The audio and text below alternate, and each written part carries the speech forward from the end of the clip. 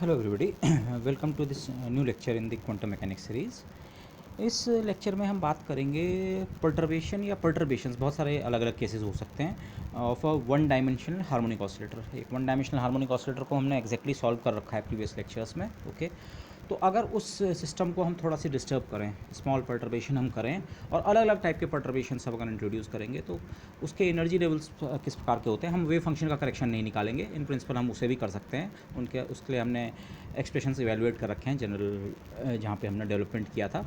तो time independent perturbation theory का आप इसे एक और एग्जांपल समझ सकते हैं। ओके, अब की बार हम हार्मोनिक ऑसिलेटर पे अप्लाई कर रहे हैं। हार्मोनिक ऑसिलेटर सिस्टम आपका ये है, अनपर्टर्ब्ड जो सिस्टम है उसका हैमिल्टोनियन ये है।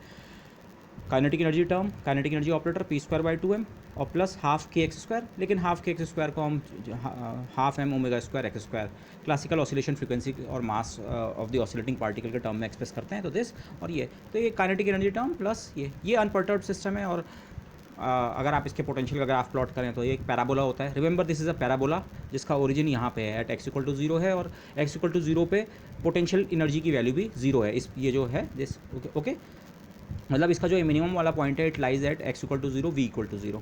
और फिर हमने इसे सॉल्व किया था तो हमें पता लगा था इसके वेव फंक्शन जो होते हैं apart from some normalization constant e to the power minus जाई square by 2 h n xi type के होते हैं, जहाँ जाई बेसिकली स्केल्ड डिस्टेंस है। ओके जिसको हमने कहा था डायमेंशनलेस डिस्टेंस पैरामीटर। ओके, वो एक्स से इस तरह से रिलेटेड है एम ओमेगा एच क्रॉस। आपने एक बार एक हार्मोनिक ऑसिलेटर डिसाइड कर दिया तो एम ओमेगा और एच क्रॉस फिक्स हो जाते हैं। तो this is some kind of constant. Okay, लेकिन जाई और एक्स बेसिकली सेम चीज़ नहीं है, बस उनके बीच एक स्केल फैक्टर है, और इस स्केल फैक्टर को जो root m omega over h cross है, हम इसे बाद में अल्फा भी से भी रिप्रेजेंट करेंगे। ओके, इनफैक्ट हमने पहले भी इसे ऐसा रिप्रेजेंट किया है दिस। तो ये वेव फंक्शन है और जो एनर्जी लेवल्स होते हैं वो n plus half h cross omega, लेकिन यहाँ n जो क्वांटम नंबर है वो 0 से स्टार्ट होता है। ओके, पिछले एग्जाम्पल्स में हम हाइड्रोजन एटम कर रहे थे, हाइड्रोजन एटम में n क्वांटम नंबर 1 से स्टार्ट होता है, यहाँ पे जो n क्वांटम नंबर है 0 से स्टार्ट होता है। तो lowest energy half h cross omega, 0 point energy वगैरह एग्जैक्टली हमने इस सिस्टम को कम्प्लीटली सॉल्व कर रखा है। तो पर्टर्बेशन थ्योरी में चाहे हम फर्स्ट ऑर्डर या सेकंड ऑर्डर जहाँ तक भी जाएँ या हायर ऑर्डर तक भी इन प्रिंसिपल अगर जाना चाहें, तो एग्जैक्ट सिस्टम के रिजल्ट्स अगर पता है और provided the disturbance is small, तो हम पर्टर्बेटिवली किसी भी ऑर्डर तक अपने कैलकुलेशंस करेक्शंस को इवेलुएट कर सकते हैं। तो सबसे पहले मैं बात करूँगा लीनियर पर्टर्बेशन की। Okay, before moving that, in fact ये प्रॉब्लम बहुत वो नहीं है, this is a very very simple problem. In fact यहाँ पे जो थोड़ा सी कॉम्प्लिकेशन आता है वो एक थोड़ा ही जाई के फैक्टर के कारण आता है। जाई और एक्स के बीच एक प्रोपोर्शनलिटी कांस्टेंट है अल्फा, और उससे भी ज़्यादा जो थोड़ा जो इशू आता है वो इसलिए आता है क्योंकि जो यहाँ पे नॉर्मलाइजेशन कांस्टेंट जो होता है वो हर स्टेट का अलग अलग होता है। आप ग्राउंड स्टेट के लिए नॉर्मलाइजेशन कांस्टेंट निकालें, फर्स्ट के लिए, सेकंड के लिए, तो वो नॉर्मलाइजेशन कांस्टेंट खुद n की वैल्यू पे डिपेंड करता है, आप कौन सी स्टेट की बात कर रहे हैं। तो उसके कारण थोड़ा सी कैलकुलेशंस लेंदी होती हैं। Otherwise in principle these are very very simple calculations. आपको हर्माइट पॉलिनॉमियल का केवल एक रिकर्शन रिलेशन यूज़ करना होता है। ओके, एंड तो लेट्स प्रोसीड। लीनियर पर्टर्बेशन की बात करूंगा मैं, बाद में मैं और तरह के पर्टर्बेशंस भी इंट्रोड्यूस करूंगा, but for the time Bing linear perturbation मतलब हमारा पर्टर्बेशन जो है वो ए एक्स टाइप का है, ए सम कांस्टेंट और एक्स के प्रोपोर्शनल है। ओके, दिस बाद में हम बात करेंगे से क्वाड्रेटिक पर्टर्बेशन। क्वाड्रेटिक होगा सम अदर कांस्टेंट से b x square, cubic c x cube, quartic d x power 4। तो आप किसी भी प्रकार का पॉलिनोमियल पर्टर्बेशन की बात कर सकते हैं, और तरह के भी हो सकते हैं पर हम केवल पॉलिनोमियल पर्टर्बेशंस की बात करेंगे। तो लीनियर पर्टर्बेशन इस तरह का है। ये एक, अगर आप इसको एक्चुअल फिजिकल सिचुएशन में सोचना चाहें, माना ये आपका हार्मोनिक ऑसिलेटर सिस्टम है, कोई पार्टिकल है सम मास स्प्रिंग से अटैच्ड है, ऑसिलेट कर रहा है, लेकिन अब अगर वो पार्टिकल जो है वो चार्ज भी हो, उसका कोई चार्ज क्यू है, और अब आपने इस ऑसिलेटर को, पहले ये सिंपली ऑसिलेट कर रहा था अनपर्टर्ब्ड सिस्टम, लेकिन अब आपने इस ऑसिलेटर को, जिसमें कि ऑसिलेटिंग बॉडी एक चार्ज पार्टिकल है ऑफ चार्ज क्यू, आपने इसे किसी इलेक्ट्रिक फील्ड में प्लेस कर दिया, और हम वन डायमेंशनल हार्मोनिक ऑसिलेटर की बात कर रहे हैं। तो let's assume the electric field is also along the same axis. माना ये एक्स एक्सिस है, मोशन भी एक्स एक्सिस के अलॉन्ग हो रहा है और इलेक्ट्रिक फील्ड भी एक्स एक्सिस के अलॉन्ग है। तो अगर क्यू चार्ज को ई फील्ड में रखें तो वो इतना फोर्स एक्सपीरियंस करता है क्यू ई, और से एक्स एक्सिस के अलॉन्ग है तो क्यू ई आई वेक्टर। और ये लेकिन हमें ये कैलकुलेट करना है इस एक्सटर्नल इलेक्ट्रिक फील्ड जो कि इस समय डिस्टर्बेंस कॉज कर रहा है इस ओरिजिनल हैमिल्टोनियन में, वो डिस्टर्बेंस कितना है। तो वो डिस्टर्बेंस बेसिकली होगा इस इलेक्ट्रिक फील्ड के कारण जितनी एक्स्ट्रा पोटेंशियल एनर्जी इस समय सिस्टम को मिल रही है। तो वो पोटेंशियल जो है फोर्स से आप ऐसे कैलकुलेट कर सकते हैं, force is the negative gradient of potential energy. तो पोटेंशियल एनर्जी जो होगी इस समय आप चेक कर सकते हैं माइनस क्यू ई एक्स, ये आप चेक कर सकते हैं लगभग जो हमने स्टार्क इफेक्ट में किया था वैसी तरह का वो है। ओके, आप चेक कर सकते हैं, अगर आप वी की जगह ये रखें और उसका अगर आप ग्रेडियंट ले लें विद माइनस साइन तो आपको ये मिल जाएगा। तो इसका मतलब ये पोटेंशियल एनर्जी इस समय इस सिस्टम के पास इतनी एक्स्ट्रा पोटेंशियल एनर्जी है, इस एक्सटर्नल इलेक्ट्रिक फील्ड के कारण इतनी पोटेंशियल एनर्जी एक्स्ट्रा है। एक्स्ट्रा पोटेंशियल एनर्जी मतलब एक्स्ट्रा हैमिल्टोनियन में एक एक्स्ट्रा टर्म, डिस्टर्बेंस टर्म कितना है minus Q e x. Q और ई कांस्टेंट है, हम इलेक्ट्रिक फील्ड को कांस्टेंट एज्यूम कर रहे हैं उसके मैग्नीट्यूड को। क्यू और ई अगर कांस्टेंट हैं तो q e x plus minus sign भी आप कांस्टेंट में एब्जॉर्ब कर सकते हैं। तो जो मैं लीनियर परटर्बेशन का एक आपको हम एग्जांपल ले रहे हैं वो एक इस तरह की सिचुएशन में रियलाइज़ हो सकता है, बट इधर वे ये मेरा परटर्बेशन है। तो अब कंप्लीट हैमिल्टोनियन कितना हो जाएगा सिस्टम का, unperturbed part H not plus disturbance. Okay, लेकिन पहली चीज़ ये है, ये जो प्रॉब्लम है अगर आपके सामने कोई ये हैमिल्टोनियन लिख के दे तो आपको इसको सीधे सीधे परटर्बेशन थ्योरी से ट्रीट करने की ज़रूरत नहीं है। हम करेंगे परटर्बेशन से ट्रीट, लेकिन ये एक्चुअली एक एग्जैक्टली सॉल्वेबल प्रॉब्लम है। इनफैक्ट ये हार्मोनिक ऑसिलेटर पोटेंशियल ही है। फिर से कैसे, let's see. Kinetic energy term को मैंने टी नॉट लिख दिया, इसको हम नहीं छेड़ेंगे। पोटेंशियल एनर्जी टर्म जो half m omega square x square पहले से था, उसके साथ ये ए एक्स टर्म और आ गया, लेकिन एक्स स्क्वायर प्लस ए एक्स इसको आप एक कंप्लीट स्क्वायर में कन्वर्ट कर सकते हैं, कंप्लीट क्वाड्रेटिक टर्म में कन्वर्ट कर सकते हैं। से ये फर्स्ट टर्म में के की जगह मैंने हाफ एम ओमेगा स्क्वायर रखा, हाफ एम ओमेगा स्क्वायर इन दोनों टर्म्स में अगर मैं डेलिबरेटली कॉमन लूँ तो फर्स्ट टर्म में केवल एक्स स्क्वायर बचा और दूसरे टर्म में बचा ट्वाइस और एम ओमेगा स्क्वायर से डिवाइड करना पड़ेगा और इनटू ए एक्स। और अब मैं इसे परफेक्ट स्क्वायर बनाने की कोशिश कर रहा हूँ। ए स्क्वायर मेरे पास है सब किसी चीज़ का स्क्वायर प्लस ट्वाइस वो चीज़ और ये सेकंड ऑब्जेक्ट।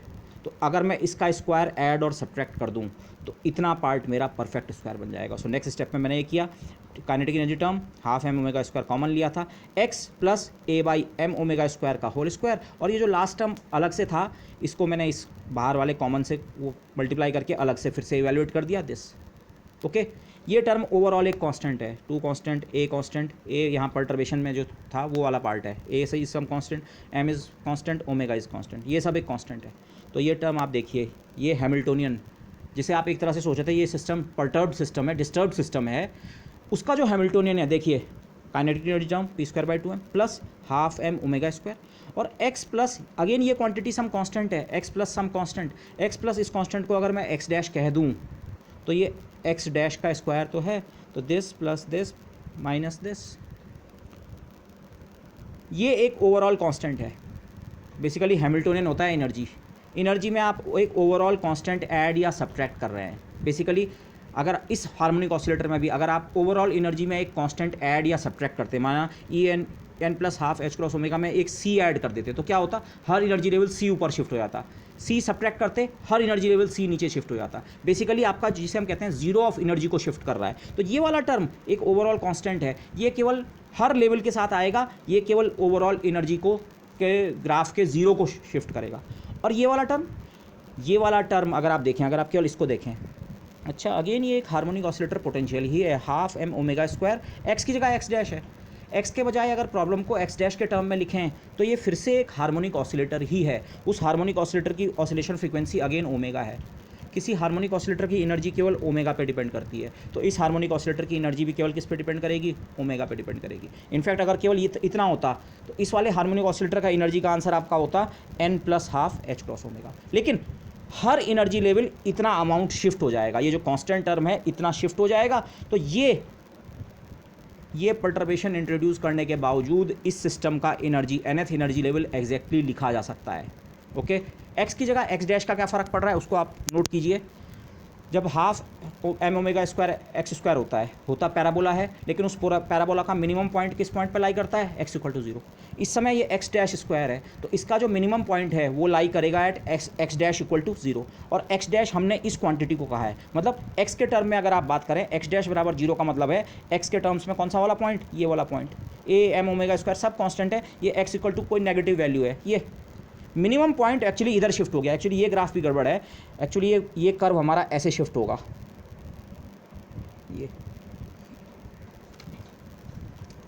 ये यहाँ पे जो ये प्रोसेस हुई है ये वही है जिसे आप शिफ्टिंग ऑफ ओरिजिन कहते हैं।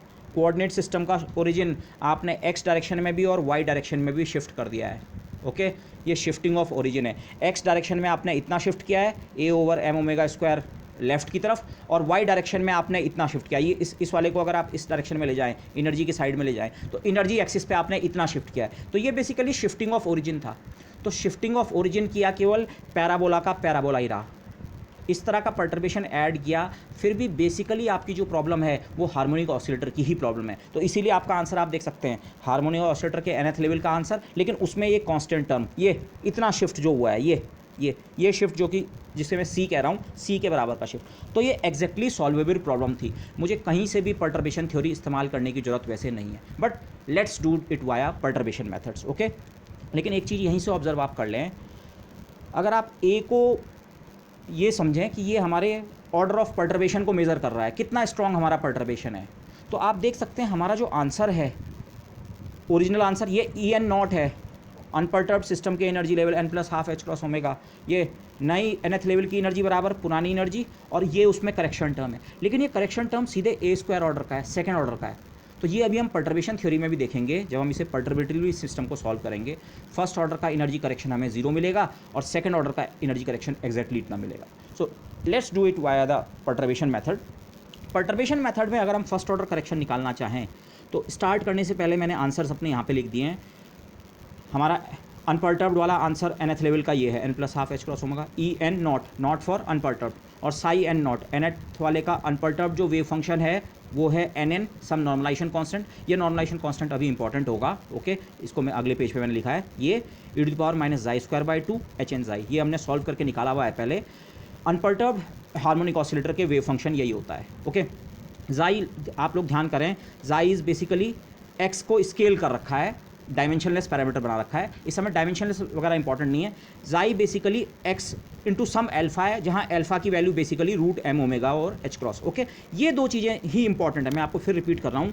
ये जो नॉर्मलाइजेशन कांस्टेंट है ये एन पे डिपेंड करता है, अलग अलग एन के लिए इसकी वैल्यू अलग अलग बनती है, तो इसकी नॉन ट्रिवियल वैल्यू। और आपकी अगर इक्वेशन यहाँ सारे वेरिएबल्स अगर जाई के बजाय एक्स ही होते हमारे सॉल्यूशन में, तो हमारा काम और आसान होता। लेकिन हमारे यहाँ जो वेरिएबल्स हैं वो एक्स ना होके जाई होता है, जाई है अल्फा टाइम्स एक्स, तो इसलिए थोड़ा सी प्रॉब्लम में एक आध स्टेप्स बढ़ते हैं, otherwise this is a very very simple step.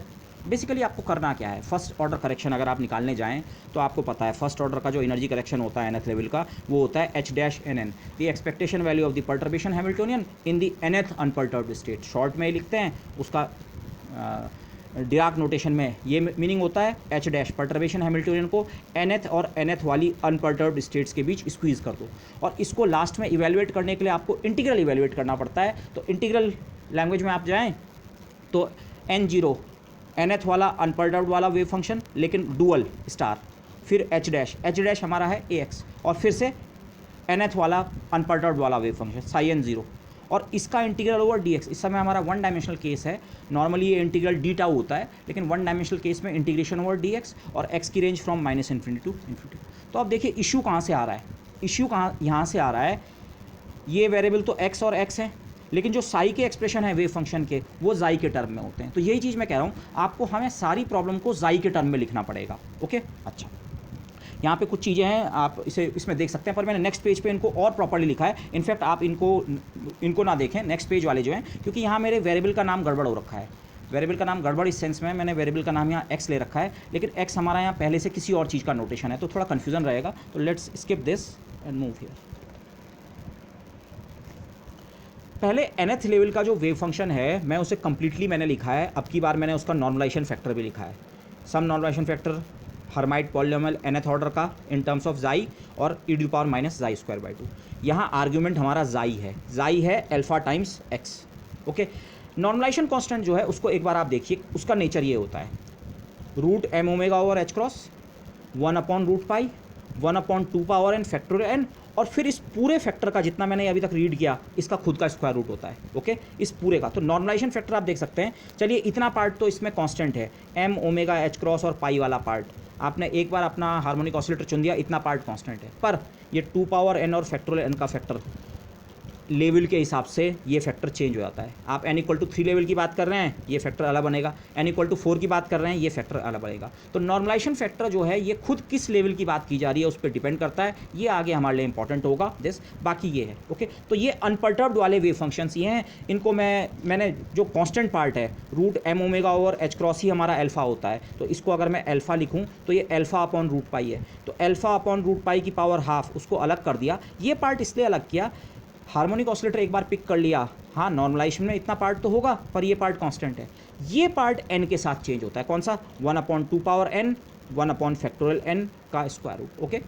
तो बेसिकली आपको जो चीज़ याद रखनी है, वैसे आप लिटरेचर टटोल के आराम से देख सकते हैं वेव फंक्शन क्या है, बट एग्जाम पर्पज़ के लिए मैं कह रहा हूँ आपको जो चीज़ याद रखनी चाहिए वो ये है कि nth लेवल का जो वेव फंक्शन है हार्मोनिक ऑसिलेटर का, अनपर्टर्ब्ड सिस्टम का, वो सम कांस्टेंट 1/2 पावर n, 1/फैक्टोरियल n का स्क्वायर रूट, और हर्माइट पॉलिनोमियल nth ऑर्डर का आर्ग्यूमेंट जाई e⁻⁻² ओके। अच्छा, दूसरी चीज़ जिस प्रॉपर्टी को हम यूज़ करेंगे वो है ऑर्थोनॉर्मलिटी प्रॉपर्टी। ये कंप्लीटली नॉर्मलाइज्ड वेव फंक्शंस हैं।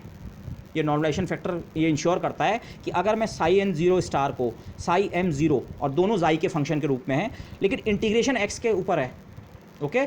जाई और एक्स एक ही चीज़ है लेकिन not exactly the same. Xi is equal to alpha x और अल्फा है root m omega over h cross x, remember this. लेकिन जाई को अगर जाई स्टार को जाई से मल्टीप्लाई करें nth और mth स्टेट वाले को, और dx के ऊपर इंटीग्रेट करें ओवर होल स्पेस -इन्फिनिटी से इन्फिनिटी तक, तो आपको मिलेगा डेल्टा एम एन। दोनों सेम होंगे तो 1 और दूसरा होगा तो 0। ये जो हम ये अलग अलग लेवल्स के वेव फंक्शन दिखा रहे हैं अनपर्टर्ब्ड सिस्टम के, आप अगर सेम सिस्टम वाले को स्टार करके सेम सिस्टम वाले वेव फंक्शन से मल्टीप्लाई करेंगे और dx के साथ इंटीग्रेट कर देंगे -इन्फिनिटी टू इन्फिनिटी, आपको 1 मिलेगा। लेकिन अगर आप दो डिस्टिंक्ट स्टेट्स के वेव फंक्शन को इस तरह से मल्टीप्लाई, एक का स्टार लेके दूसरे का, वैसे यहाँ पे स्टार का कोई सेंस नहीं है, ये वेव फंक्शन कंप्लीटली रियल है। आप यहाँ स्टार ओमिट भी कर सकते हैं इसके बाद, बट जनरली नॉर्मलाइजेशन कंडीशन हम इस तरह से लिखते हैं, एक का स्टार दूसरे का विदाउट स्टार ओके। तो अगर दो डिस्टिंक्ट स्टेट्स के वेव फंक्शन को आप इस तरह से मल्टीप्लाई करके इंटीग्रेट करेंगे तो 0 मिलेगा, सेम वाले के साथ 1। लेकिन अब मैं इस आंसर को एक्सप्रेस करना चाहता हूँ पूरी तरह जाई के रेस्पेक्ट में, क्योंकि हो क्या रहा है यहाँ ये एक्स आ रहा है ओके।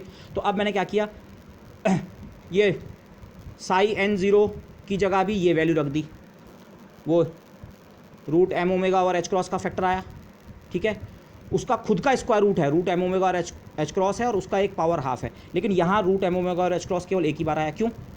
यहाँ से भी उतना फैक्टर जनरेट होगा, यहाँ से भी साई एन ज़ीरो की भी ऐसी वैल्यू रखी जाएगी, साई एम ज़ीरो की भी। कहाँ डिफरेंस आएगा साई एन ज़ीरो और साई एम ज़ीरो में? इतना पार्ट दोनों में सेम होगा, ये पार्ट एन या एम पे डिपेंड नहीं करता है, तो इतना पार्ट दोनों जगह से मिला तो ओवरऑल ये पावर हाफ हट गई।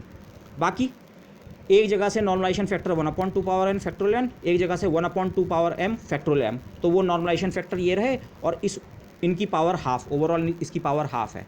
उसके बाद जो आपने साई एन ज़ीरो रखा वो अपने साथ एच एन जाई लेके आएगा, साई एम ज़ीरो अपने साथ एच एम जाई लेके आएगा, और दोनों जगह से e⁻⁻² का फैक्टर आएगा तो मल्टीप्लाई होकर e⁻⁻², लेकिन इंटीग्रेशन dx के ऊपर है -इन्फिनिटी टू इन्फिनिटी।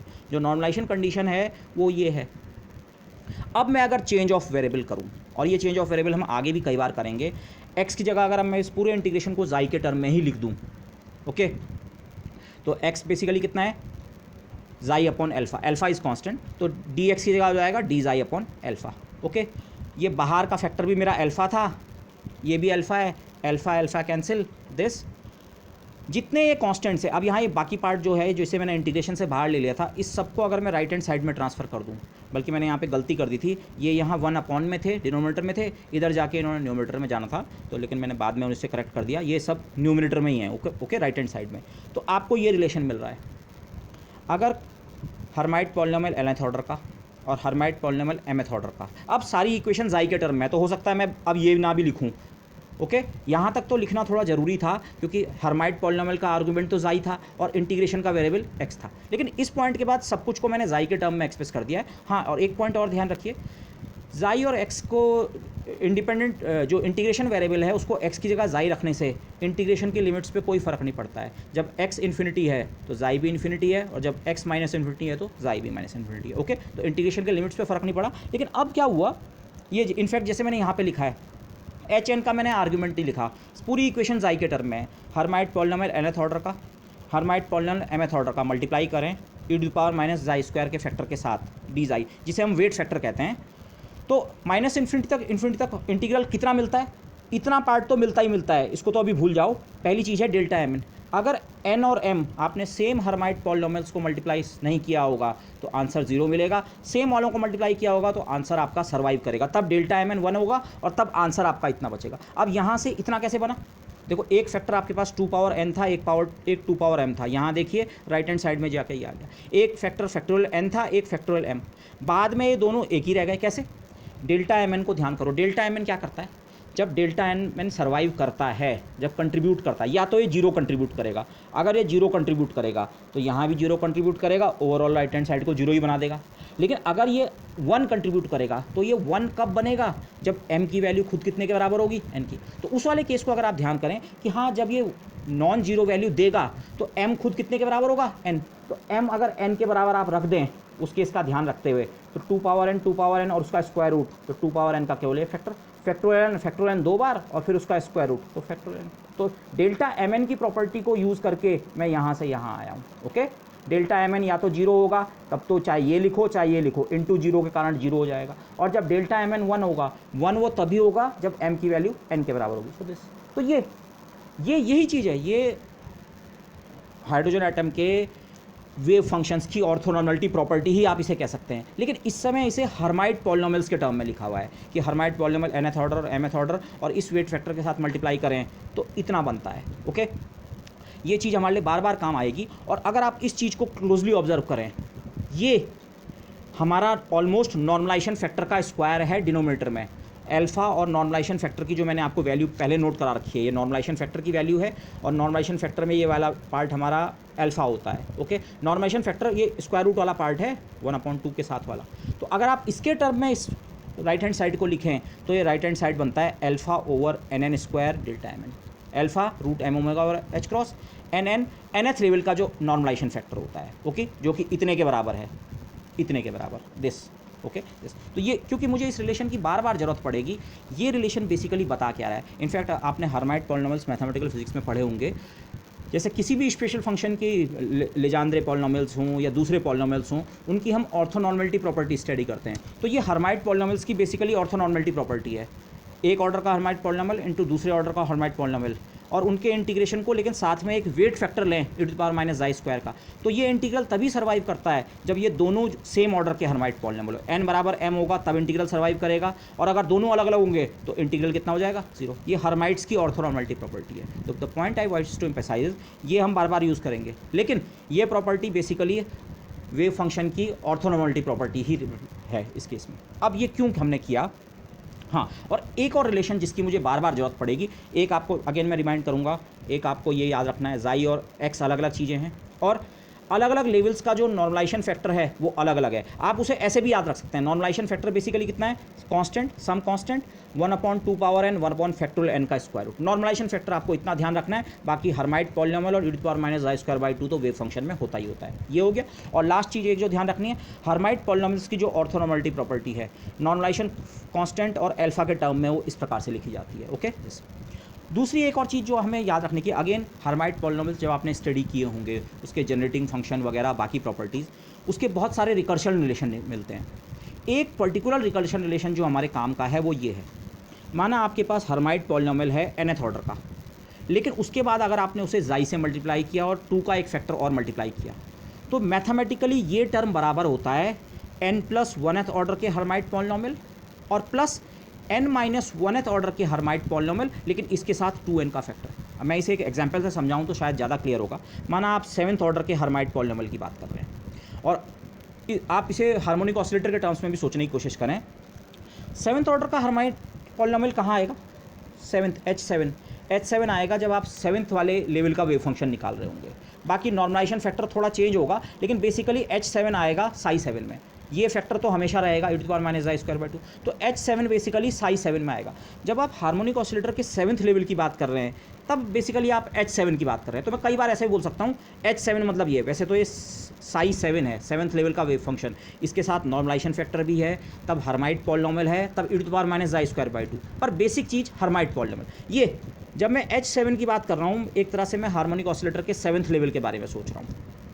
लेकिन अगर H7 वाला जो वेव फंक्शन है, 7th लेवल का वेव फंक्शन है, अगर वो किसी कारण से जाई से मल्टीप्लाई हो रखा हो, अभी आप ये देखेंगे क्यों ये जाई से मल्टीप्लाई हो सकता है। वेव फंक्शन है लेकिन किसी कारण से हमारी प्रॉब्लम में साई 7 का फैक्टर जाई से मल्टीप्लाई हो रखा है और एडिशनल एक 2 का फैक्टर है। 2 का फैक्टर ना भी हो तो आप उसे डिनोमिनेटर में ले आ सकते हैं। तो मैथमेटिकली ये बराबर होता है H8, एक आगे वाला जो हर्माइट पॉलिनॉमियल है। H8 का मतलब H8 वाला किस वाली स्टेट से रिलेटेड होगा, एक ऊपर वाली स्टेट H8, और एक Hn-1 एक नीचे वाली स्टेट H6 इससे नीचे वाली स्टेट के साथ का एसोसिएटेड ले जाते वो है हर्माइट पॉलिनॉमियल है। अगर 7th स्टेट का वेव फंक्शन था लेकिन वो जाई के एक फैक्टर से मल्टीप्लाई हो रखा है, तो मैथमेटिकली मोर और लेस अगर मैं ये 2n के फैक्टर को एक कांस्टेंट मानूं, ये 2 × 7, जैसे n बराबर 7 है तो 2 × 7, ये जस्ट एक नंबर है 14। बेसिकली ये रिलेशन मेरा ये कह रहा है, ये वाला रिलेशन अगर मैं कॉन्स्टेंट्स को सप्रेस कर दूँ तो अगर H7 को अनपर्टर्ब्ड वाला 7th वाला वेव फंक्शन अगर कहीं पे जाई से मल्टीप्लाई होके आ रहा है तो मैथमेटिकली ये किसके बराबर है, 8th वाले वेव फंक्शन, 8th स्टेट के वेव फंक्शन, एक ऊपर वाला wave function plus some constant into एक नीचे वाला वेव फंक्शन। कौन सा वाला, 6th वाला वेव फंक्शन। किसी स्टेट का वेव फंक्शन अगर जाई से मल्टीप्लाई हो जाए तो आपको एक ऊपर का wave function plus some constant एक नीचे वाली स्टेट का वेव फंक्शन मिलेगा। अब आप बोलेंगे लेकिन ये ऐसा कहाँ से होगा, वेव फंक्शन जाई से कैसे मल्टीप्लाई होगा। जाई और एक्स एक ही चीज़ है अपार्ट फ्रॉम कांस्टेंट, जाई और एक्स एक ही चीज़ें हैं। तो आप इसे सोचिए, जाई के बजाय अगर ये एक्स से मल्टीप्लाई हो तो कुछ ऐसी ही प्रोसेस होगी। एक्स से मल्टीप्लिकेशन कहाँ हो रहा है,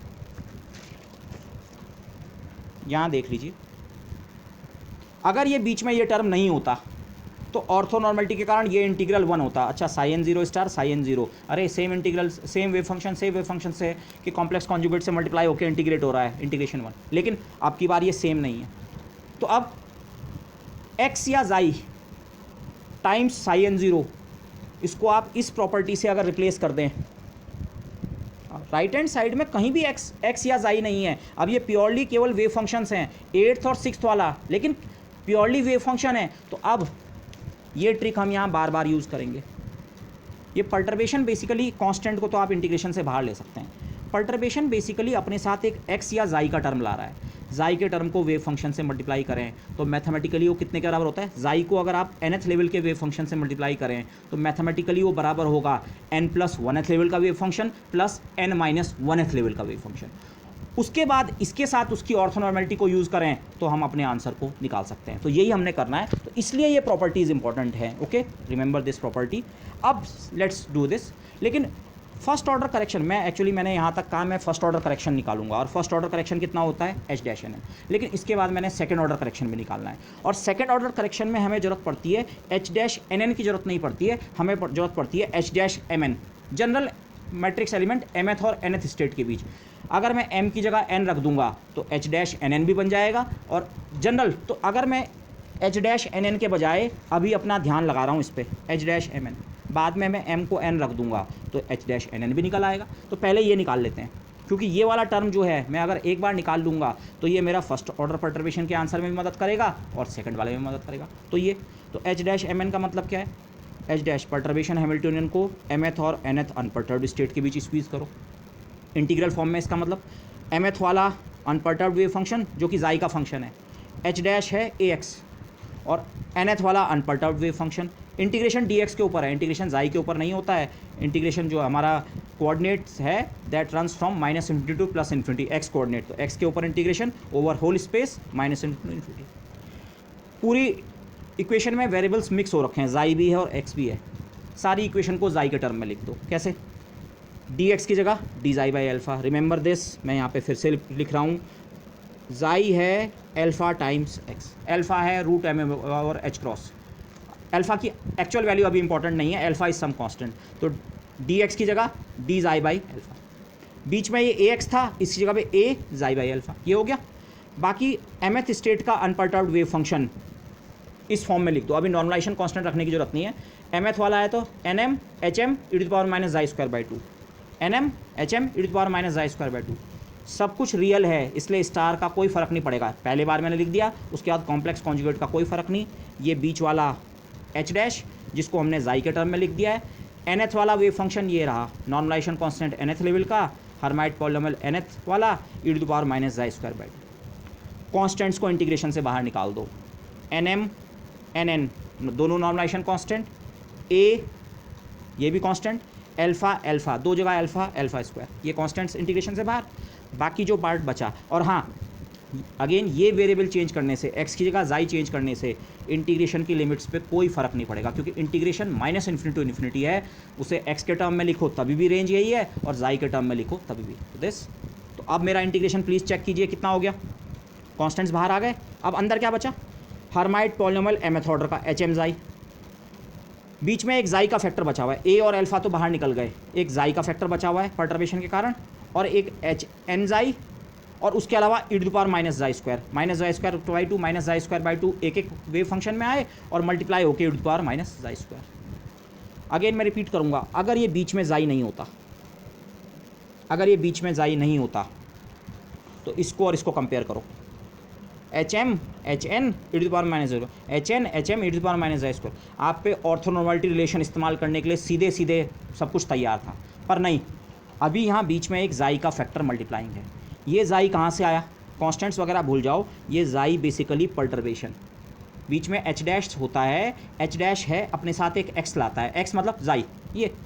तो अब ये कैसे करेंगे, मुझे तो अगर ये बीच में जाई नहीं होता है तब दो Hermite polynomial e to the power minus जाई स्क्वायर के साथ मल्टीप्लाई होकर इंटीग्रेट हो रखे हैं, तब का आंसर तो मुझे पता है, लेकिन अगर बीच में जाई है तो वहाँ ये वाला रिलेशन इस्तेमाल करना है। अगर कोई हर्माइट पॉलिनोमियल एक बार एक जाई से मल्टीप्लाई हो गया है तो आप उसे दो अलग अलग हर्माइट पॉलिनोमियल्स के टर्म में लिख सकते हैं, एक अपर लेवल वाला और एक लोअर लेवल वाला। उनके साथ कुछ कांस्टेंट्स भी आते हैं। क्या कांस्टेंट्स आएंगे, मैं जैसे यहाँ पे करूँ, जाई को मैंने अगर HN जाई, जिसको मैंने ये कर्ली लाइन से वो कर रखा है, इसको मैं रिप्लेस कर सकता हूँ। जाई HN जाई को कितने से रिप्लेस कर सकते हैं, ये 2 का फैक्टर पूरी तरह डिनोमिनेटर में ले जाओ राइट हैंड साइड में अपॉन 2, ये, और कितना, एक ऊपर वाला हर्माइट पॉलिनोमियल HN+1 वाला, एक ऊपर वाला, एक नीचे वाला HN- वाला जाई, लेकिन उसके साथ एक 2n का फैक्टर भी आता है, 2n टाइम्स HN-1 होता है ये। तो ये जो जाई का फैक्टर एक्स्ट्रा मल्टीप्लाई हो रहा था, इसको मैंने इस तरह से कोप किया यहाँ पे, वो जो रिकर्शन रिलेशन जिसे मैं कह रहा हूँ उसकी मदद से। तो अब देखिए, आप नेक्स्ट पेज पे मैं जाऊँगा, पर उससे पहले देखिए इंटीग्रेशन में जब को अब मैं दो पार्ट्स में ब्रेक कर दूंगा, एक this into e to the power minus जाई स्क्वायर, और एक this into e to the power minus जाई स्क्वायर। बाकी जो हाफ का फैक्टर या 2n का फैक्टर है ये कांस्टेंट्स हैं। तो इसके बाद जरा यहीं से देखिए आपके इंटीग्रेशन कैसे बच रहे हैं। HM का एक हर्माइट पॉलिनोमियल दूसरे हर्माइट पॉलिनोमियल से मल्टीप्लाइड है और e to the power minus जाई स्क्वायर, एक हर्माइट दूसरा Hermite e to the power minus जाई स्क्वायर, और दूसरा इंटीग्रेशन एक हर्माइट दूसरा Hermite e to the power minus जाई स्क्वायर। दोनों इंटीग्रेशन ऑर्थोनॉर्मलिटी एक्सप्रेशन को इस्तेमाल करने के लिए बिल्कुल तैयार हैं। तो यही हमने ट्रिक बार बार करनी है। ये जाई के फैक्टर को रिकर्शन रिलेशन से दो हर्माइट पॉलिनोमियल्स में कन्वर्ट कर दिया, एक अपर लेवल का एक लोअर लेवल का। अपर और लोअर का मतलब आप समझ रहे होंगे, nth वाले की जगह n+1th वाला और n-1th वाला, पर वो कोई सा वाला भी हो। फाइनली अब जो इंटीग्रेशन बच रहा है, एक हर्माइट इंटू वेट फैक्टर, एक Hermite into weight factor, orthonormality relation इस्तेमाल करने के लिए तैयार है। तो let me go on the next page. Constants बाहर, वो जो हाफ का फैक्टर डिवाइड कर रहा था वो भी ओवरऑल दोनों फैक्टर्स में था, बाहर ले लिया। एक इंटीग्रेशन आपका बना HM, और दूसरे वाले में HN नहीं है, HN+1 है। ओके, वो HN जो था वो शिफ्ट हो गया था HN+1 और HN-1 के सम के रूप में। ओके, डायरेक्ट सम नहीं था, उसके साथ कुछ कांस्टेंट्स भी थे, पर वो तो ये HN+1 e to the power minus जाई स्क्वायर का वेट फैक्टर, प्लस दूसरे वाले में 2n का फैक्टर एक्स्ट्रा होता है। मैं फिर से यहाँ पे एक बार आपको और दिखा दूँ, इस वाले में HN-1 के साथ एक 2n का फैक्टर और होता है, और ओवरऑल एक अपॉन 2 का फैक्टर भी आया था। ये 2 हम यहाँ ले गए थे, उसको मैंने यहाँ बाहर निकाल दिया। ये 2 का फैक्टर वहीं से आया है, 1/2 वहाँ से आया है, और HN-1 के साथ 2n भी आया, लेकिन वो कॉन्स्टेंट है, इंटीग्रेशन में कोई रोल नहीं है। तो Hermite e to the power minus जाई square, Hermite e to the power minus जाई स्क्वायर, इंटीग्रेशन -20 ऑर्थोनॉर्मलिटी रिलेशन इस्तेमाल करने को तैयार है। जब ये HM और ये HN होता है तब ऑर्थोनॉर्मलिटी रिलेशन कैसा आता है, alpha over n square delta mn। ठीक है, चाहे आप इसे n m² भी लिख सकते हैं, क्योंकि डेल्टा mn जब अपना काम करने लगेगा तो वो m को किसके बराबर सेट कर देगा, n के बराबर। तो चाहे इसे अल्फा अपॉन nn² लिखो या अल्फा अपॉन m² लिखो। जिन दो ऑर्डर के हर्माइट पॉलिनोमियल्स को आप मल्टीप्लाई कर रहे हैं, अल्फा एक कांस्टेंट अपॉन नॉर्मलाइजेशन कांस्टेंट उन्हीं के ऑर्डर का इनटू डेल्टा m।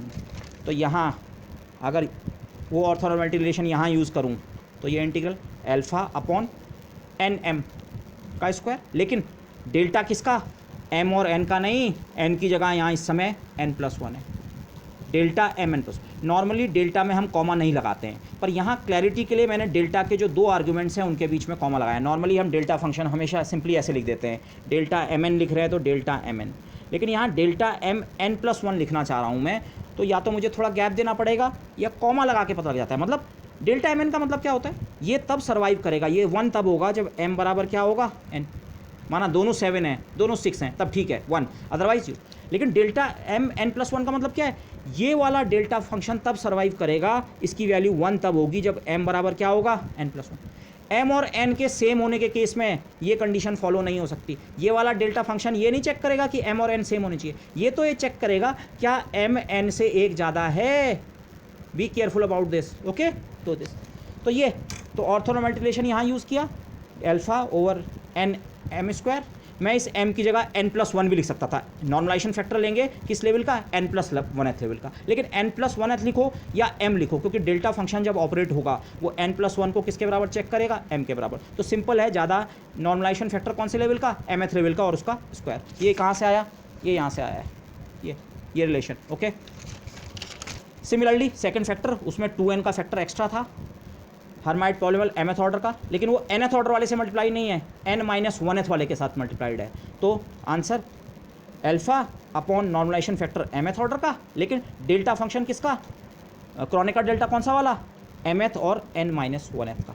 अगर m बराबर n-1 होगा, m और n की वैल्यू ऐसी होंगी, आपने जो यहाँ आप मैट्रिक्स एलिमेंट निकाल रहे हैं mth और nth स्टेट के बीच, अगर m माना 7 है और n बराबर 8 है, माना थोड़ी देर के सोचें, आप h-7 8 निकाल रहे थे, m बराबर 7 था और n बराबर कितना था 8, ये m और n की वैल्यू है। तो जरा चेक करें तो बाकी पार्ट्स कांस्टेंट है। डेल्टा m n+1 क्या सवाल पूछ रहा है, डेल्टा m मतलब 7, n+1 n पहले ही 8 है और n+1 हो जाएगा 9, डेल्टा 7 9 कितना होता है, दोनों इंडेक्स मैच नहीं कर रहे हैं, कितना होगा 0। इस समय आपको यहाँ से कंट्रीब्यूशन कितना मिलेगा 0। उसी समय क्या यहाँ से कंट्रीब्यूशन मिल रहा होगा, ये है डेल्टा m n-1, m की जगह है 7, ठीक है जी, n की जगह 8 है, लेकिन n-1 चेक करना है, n-1 मतलब 8 - 1 7, डेल्टा 7 7 कितना होता है 1। इस समय आपको यहाँ से कंट्रीब्यूशन मिलेगा, कितना मिलेगा वो बाकी फैक्टर्स आप एडजस्ट कर सकते हैं वो। तो ये है, ओके। तो डेल्टा जो आ रहा है सिंपली डेल्टा एम एन नहीं आ रहा है, एक जगह डेल्टा mn+1 आ रहा है, एक जगह डेल्टा mn-1 आ रहा है, ओके। और फाइनल आंसर को अगर मैं इस अल्फ़ा nm स्क्वायर के फैक्टर को दोनों जगह कॉमन ले आऊँ बाहर, तो अल्फ़ा की एक पावर डिनोमिनेटर में कैलकुलेट होती है, कैंसिल होती है, और nm की एक पावर यहाँ कैंसिल होती है। तो आंसर को मैं इस फॉर्म में एक्सप्रेस कर सकता हूँ, nn over nm a over alpha 1/2, और ये अल्फ़ा ओवर ये कॉमन ले लिया, तो delta m n+1 + 2n times delta m n-1। यहाँ पे एक चीज़ ध्यान रखना, मैंने भी यहाँ पे एक गलती कर दी थी जल्दीबाजी में, यहाँ पे समेशन इम्प्लाइड नहीं है, ये n दो जगह आ रहा है पर ये n इंडेक्स नहीं है दो जगह, ठीक है। ये n ये यहाँ इंडेक्स की तरह भी देख रहा है पर एक्चुअली ये इंडेक्स नहीं है, रिपीटेड इंडेक्स नहीं है, बी केयरफुल। ये हम केवल एक जगह, हम तो ये इवेलुएट कर रहे थे h-mn, ये इसमें तो एक इंडेक्स एक ही बार आ रहा था, ओके। तो ये समेशन कन्वेंशन नहीं है, आपको इस एक्सप्रेशन को इसी तरह से सोचना है। मतलब आप जब h-mn निकालेंगे किसी पर्टिकुलर सेट ऑफ स्टेट्स के लिए, m और n की एक पर्टिकुलर वैल्यू आपके पास होगी, जैसे मैंने अभी एग्जांपल में लिया कि m बराबर माना 7 और n बराबर 8, तो फिर आप अलग अलग चीज़ों की वैल्यू रखिए और देखिए उस समय कोई डेल्टा फंक्शन अगर कंट्रीब्यूट कर रहा है तो उसका कंट्रीब्यूशन आ जाएगा, अदरवाइज 0, ओके। यहाँ पे मैंने फिर रिमाइंड करने के लिए लिखा है, nth लेवल का जो हमारा नॉर्मलाइजेशन कांस्टेंट होता है alpha upon root pi 2n over factorial n, और इस पूरे का स्क्वायर रूट होता है। अल्फ़ा अपॉन रूट पाई को अगर मैं c लिख दूँ, उसके स्क्वायर रूट को c लिख दूँ, क्योंकि alpha upon root pi level पे डिपेंड नहीं करता है, एक हार्मोनिक ऑसिलेटर के लिए एक बार फिक्स हो चुका है। तो अल्फ़ा अपॉन रूट पाई के स्क्वायर रूट को अगर मैं c लिख दूँ, तो बेसिकली जो चीज़ लेवल के साथ चेंज होती है, nth लेवल के साथ चेंज होती है, वो है 2n फैक्टोरियल n का स्क्वायर रूट, ओके। तो ये आप ध्यान रखेंगे। तो अब ये जनरल रिजल्ट मेरा निकल गया, लेकिन इस जनरल रिजल्ट को थोड़ा पहले समझ लीजिए एक्चुअली हो क्या रहा है। ऑर्थोनॉर्मलिटी, ये सारे रिजल्ट आए ऑर्थोनॉर्मलिटी से। ऑर्थोनॉर्मलिटी का मतलब क्या था, ये माना साई n लेवल है, ये साई n-1 है, ये साई n+1 है। साई n में आता है hn, साई n+1 में आता है hn+1, साई इसमें आता है HN-1। ऑर्थोनॉर्मलिटी का मतलब क्या है? अगर आप कोई साई एम स्टार लें, मैंने जीरो नहीं लिखे हैं यहाँ, that are implied, psi m zero star को अगर मैं साई एन से मल्टीप्लाई करूँ, अगर m बराबर n होगा तो आंसर 1 मिलेगा, और सेम नहीं होगा तो आंसर कितना मिलेगा? 0। पर यहाँ जिस तरह का इंटीग्रल हमने स्टार्ट किया वो सीधे साई एम और साई एन का मल्टीप्लिकेशन नहीं था, बीच में एक x या जाई का फैक्टर एक्स्ट्रा था। x और जाई बेसिकली एक ही चीज़ है अपार्ट फ्रॉम कॉन्स्टेंट्स, एक जाई का फैक्टर एक्स्ट्रा था। तो हुआ क्या है यहाँ पे, साई एम स्टार को मैं की ऑर्थोनॉर्मलिटी चेक कर रहा हूँ, इस लेवल के साथ भी, इसके साथ भी, इसके साथ भी, इसके साथ भी, सारे लेवल्स के साथ ऑर्थोनॉर्मलिटी चेक कर रहा हूँ। लेकिन साई एन किससे मल्टीप्लाई हो रखा है? जाई से। और रिकर्शन रिलेशन मुझे क्या बताता है, अगर साई एन का फैक्टर जाई से मल्टीप्लाई हो तो वो बेसिकली किसके बराबर बनता है? एक अपर वाली स्टेट का wave function apart from some constants plus एक लोअर वाली स्टेट का wave function apart from some constant.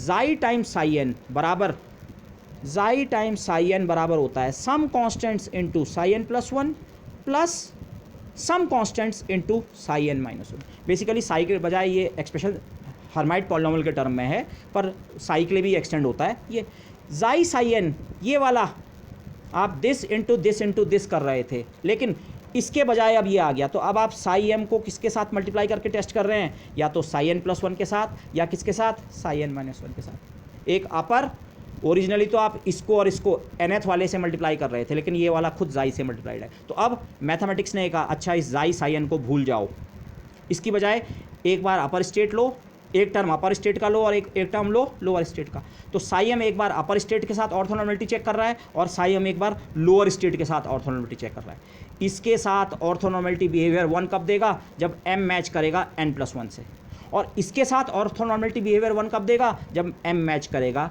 n-1 से। ये मीनिंग है इस चीज़ का, जो आपने जाई का एक फैक्टर एक्स्ट्रा मल्टीप्लाई किया वो आपको उस स्टेट के बजाय या तो एक अपर स्टेट में पुश कर रहा है या एक लोअर में, या नहीं बोलना चाहिए, मैथमेटिकली दोनों का सम है। ये जाई टाइम्स साई एन अब इस और इस स्टेट का सम है। सम में कोई कांस्टेंट्स भी हैं पर मैं उसे सिंपली सम कह रहा हूँ। अब जाई साई एन इस और इस स्टेट का सम है, तो अब साई एम की ऑर्थोनॉर्मलिटी या तो इसके साथ टेस्ट हो रही है या इसके साथ। इसीलिए तो आपके डेल्टा एम में डेल्टा एम एन नहीं आ रहा है, या तो डेल्टा एम एक अपर स्टेट के साथ या डेल्टा एम एक लोअर स्टेट के साथ अपार्ट फ्रॉम कॉन्स्टेंट्स। ओके, तो अब मैंने जनरल रिजल्ट निकाल दिया है, अब मुझे कुछ काम नहीं करना है। फर्स्ट ऑर्डर का करेक्शन जो होता है, फर्स्ट ऑर्डर पर्टर्बेशन थ्योरी कहती है, और हाँ मैंने शायद बात कही नहीं, यहाँ पे हम non degenerate perturbation theory use करेंगे। एक वेव फंक्शन के करस्पॉन्डिंग, एक एनर्जी के करस्पॉन्डिंग केवल एक वेव फंक्शन होता है, डिजेनरेसी नहीं है, तो डिजेनरेट वाला केस की कोई चिंता नहीं है। फर्स्ट ऑर्डर का energy correction non degenerate perturbation theory में, टाइम इंडिपेंडेंट में, simply H-NN the expectation value of the perturbation Hamiltonian in the nth unperturbed state, ये इस्तेमाल किया। ओके, H-NN यही एक्सप्रेशन उठाया, ये मैंने इवेल्युएट कर दिया, बस m की जगह n रख दो, तो कितना बना? n पहले से था और m की जगह भी n मैंने एक्सप्लिसिटली यहाँ लिखा है A/2 अल्फा, डेल्टा m की जगह n, delta n+1, delta n plus 2n, m की जगह n, delta n-1। Delta n+1 क्या चेक करेगा? क्या n+1 के बराबर है? n कितना भी ले लो आप, क्या n+1 के बराबर हो सकता है? कभी नहीं। डेल्टा n+1 कितना होगा? 0। ऐसे ही n क्या n-1 के बराबर कभी हो सकता है? कोई भी n आप ले लो, 7 ले लो, 7 6, उसके बजाय 10 ले लिया, 10 9, कभी ये इसके बराबर नहीं हो सकता। ये इंडेक्स और ये इंडेक्स कभी बराबर नहीं हो सकता। ये इंडेक्स n की किसी वैल्यू के लिए बराबर नहीं हो सकते हैं। इसका मतलब इस समय ये कंट्रीब्यूशन भी 0 और ये कंट्रीब्यूशन भी 0, दोनों कंट्रीब्यूशन 0। इसका मतलब फर्स्ट ऑर्डर में करेक्शन कितना है? 0। इस पिक्चर को अगर आप समझ पाए, इसके टर्म में आप सोचें, इस समय हम साई एम के साथ किसी आर्बिट्री साई एन के साथ टेस्ट नहीं कर रहे थे, हम साई एन के साथ ही टेस्ट कर रहे थे। अगर ये जाई का मल्टीप्लाइंग फैक्टर नहीं होता तो साई एन और साई एन का इंटीग्रल 1 या कोई कांस्टेंट नॉर्मलाइजेशन के कारण कुछ बनता, लेकिन आपने साई एन को पहले जाई से मल्टीप्लाई कर रखा है। ये वाला साई एन तो साई एन ही रहा, लेकिन ये वाला साई एन जाई से मल्टीप्लाई होके या तो एक अपर वाला लेवल बन गया साई n+1 या एक लोअर वाला। तो क्या साई एन प्लस 1 के साथ ऑर्थोनॉर्मलिटी शो करेगा? वो ऑर्थोगोनल होगा, नॉर्मल नहीं होगा। ये साई nth स्टेट है, ये n+1th स्टेट है, ये और ये ऑर्थोगोनल है, इंटीग्रल 0। ये और ये भी क्या है? ऑर्थोगोनल, इंटीग्रल दोनों के दोनों इस समय 0। ये क्योंकि दोनों तरफ आप nth और nth स्टेट के लिए टेस्ट कर रहे थे। एक तो एन थी रहा और जाई ने मल्टीप्लाई होकर इसको n+1 या n-1 का सम बना दिया, तो अब ये ना इससे मैच कर रहा है ना इससे मैच कर रहा है, तो वो चीज़ यहाँ पे ये हो रही है। ओके दिस ये चीज़ मैंने यहाँ पे, पर उसको मैंने बेटर यहाँ दिखा दिया है। तो first order correction to energy कितना है 0, और सेकेंड ऑर्डर का करेक्शन आप इवेलुएट करें। सेकेंड ऑर्डर के एनर्जी करेक्शन का एक्सप्रेशन ये होता है परटर्बेशन थ्योरी में, summation over some p dash, ये मैंने एग्जैक्टली जो हमने लेक्चर लिया है वहाँ से नोटेशन उठा लिया है, summation over p dash h dash n p क्या mod square EN0 minus EP0। आप अनपर्टर्ब्ड वाली सारी की सारी स्टेट्स लेंगे, केवल एक को छोड़ के, पी के ऊपर डैश का मतलब क्या है, केवल पी बराबर n वाला कंट्रीब्यूशन नहीं लेना है, बाकी फर्स्ट स्टेट भी लेनी है, सेकंड भी लेनी है, थर्ड भी लेनी है, फोर्थ भी लेनी है, केवल पी बराबर n वाली स्टेट को छोड़ के सारी स्टेट्स के लिए इस तरह के टर्म्स निकालो, उनको सम करो, वो आपका टोटल सेकंड ऑर्डर का एनर्जी करेक्शन होगा।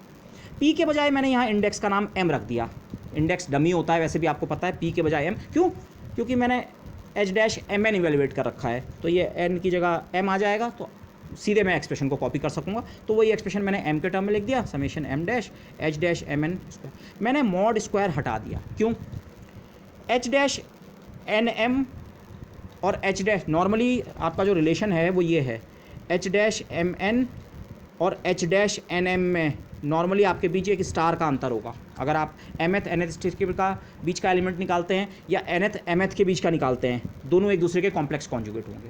पर इस समय h डैश हमारा हैमिल्टोनियन का एक पार्ट है, ये हर्मिशियन है।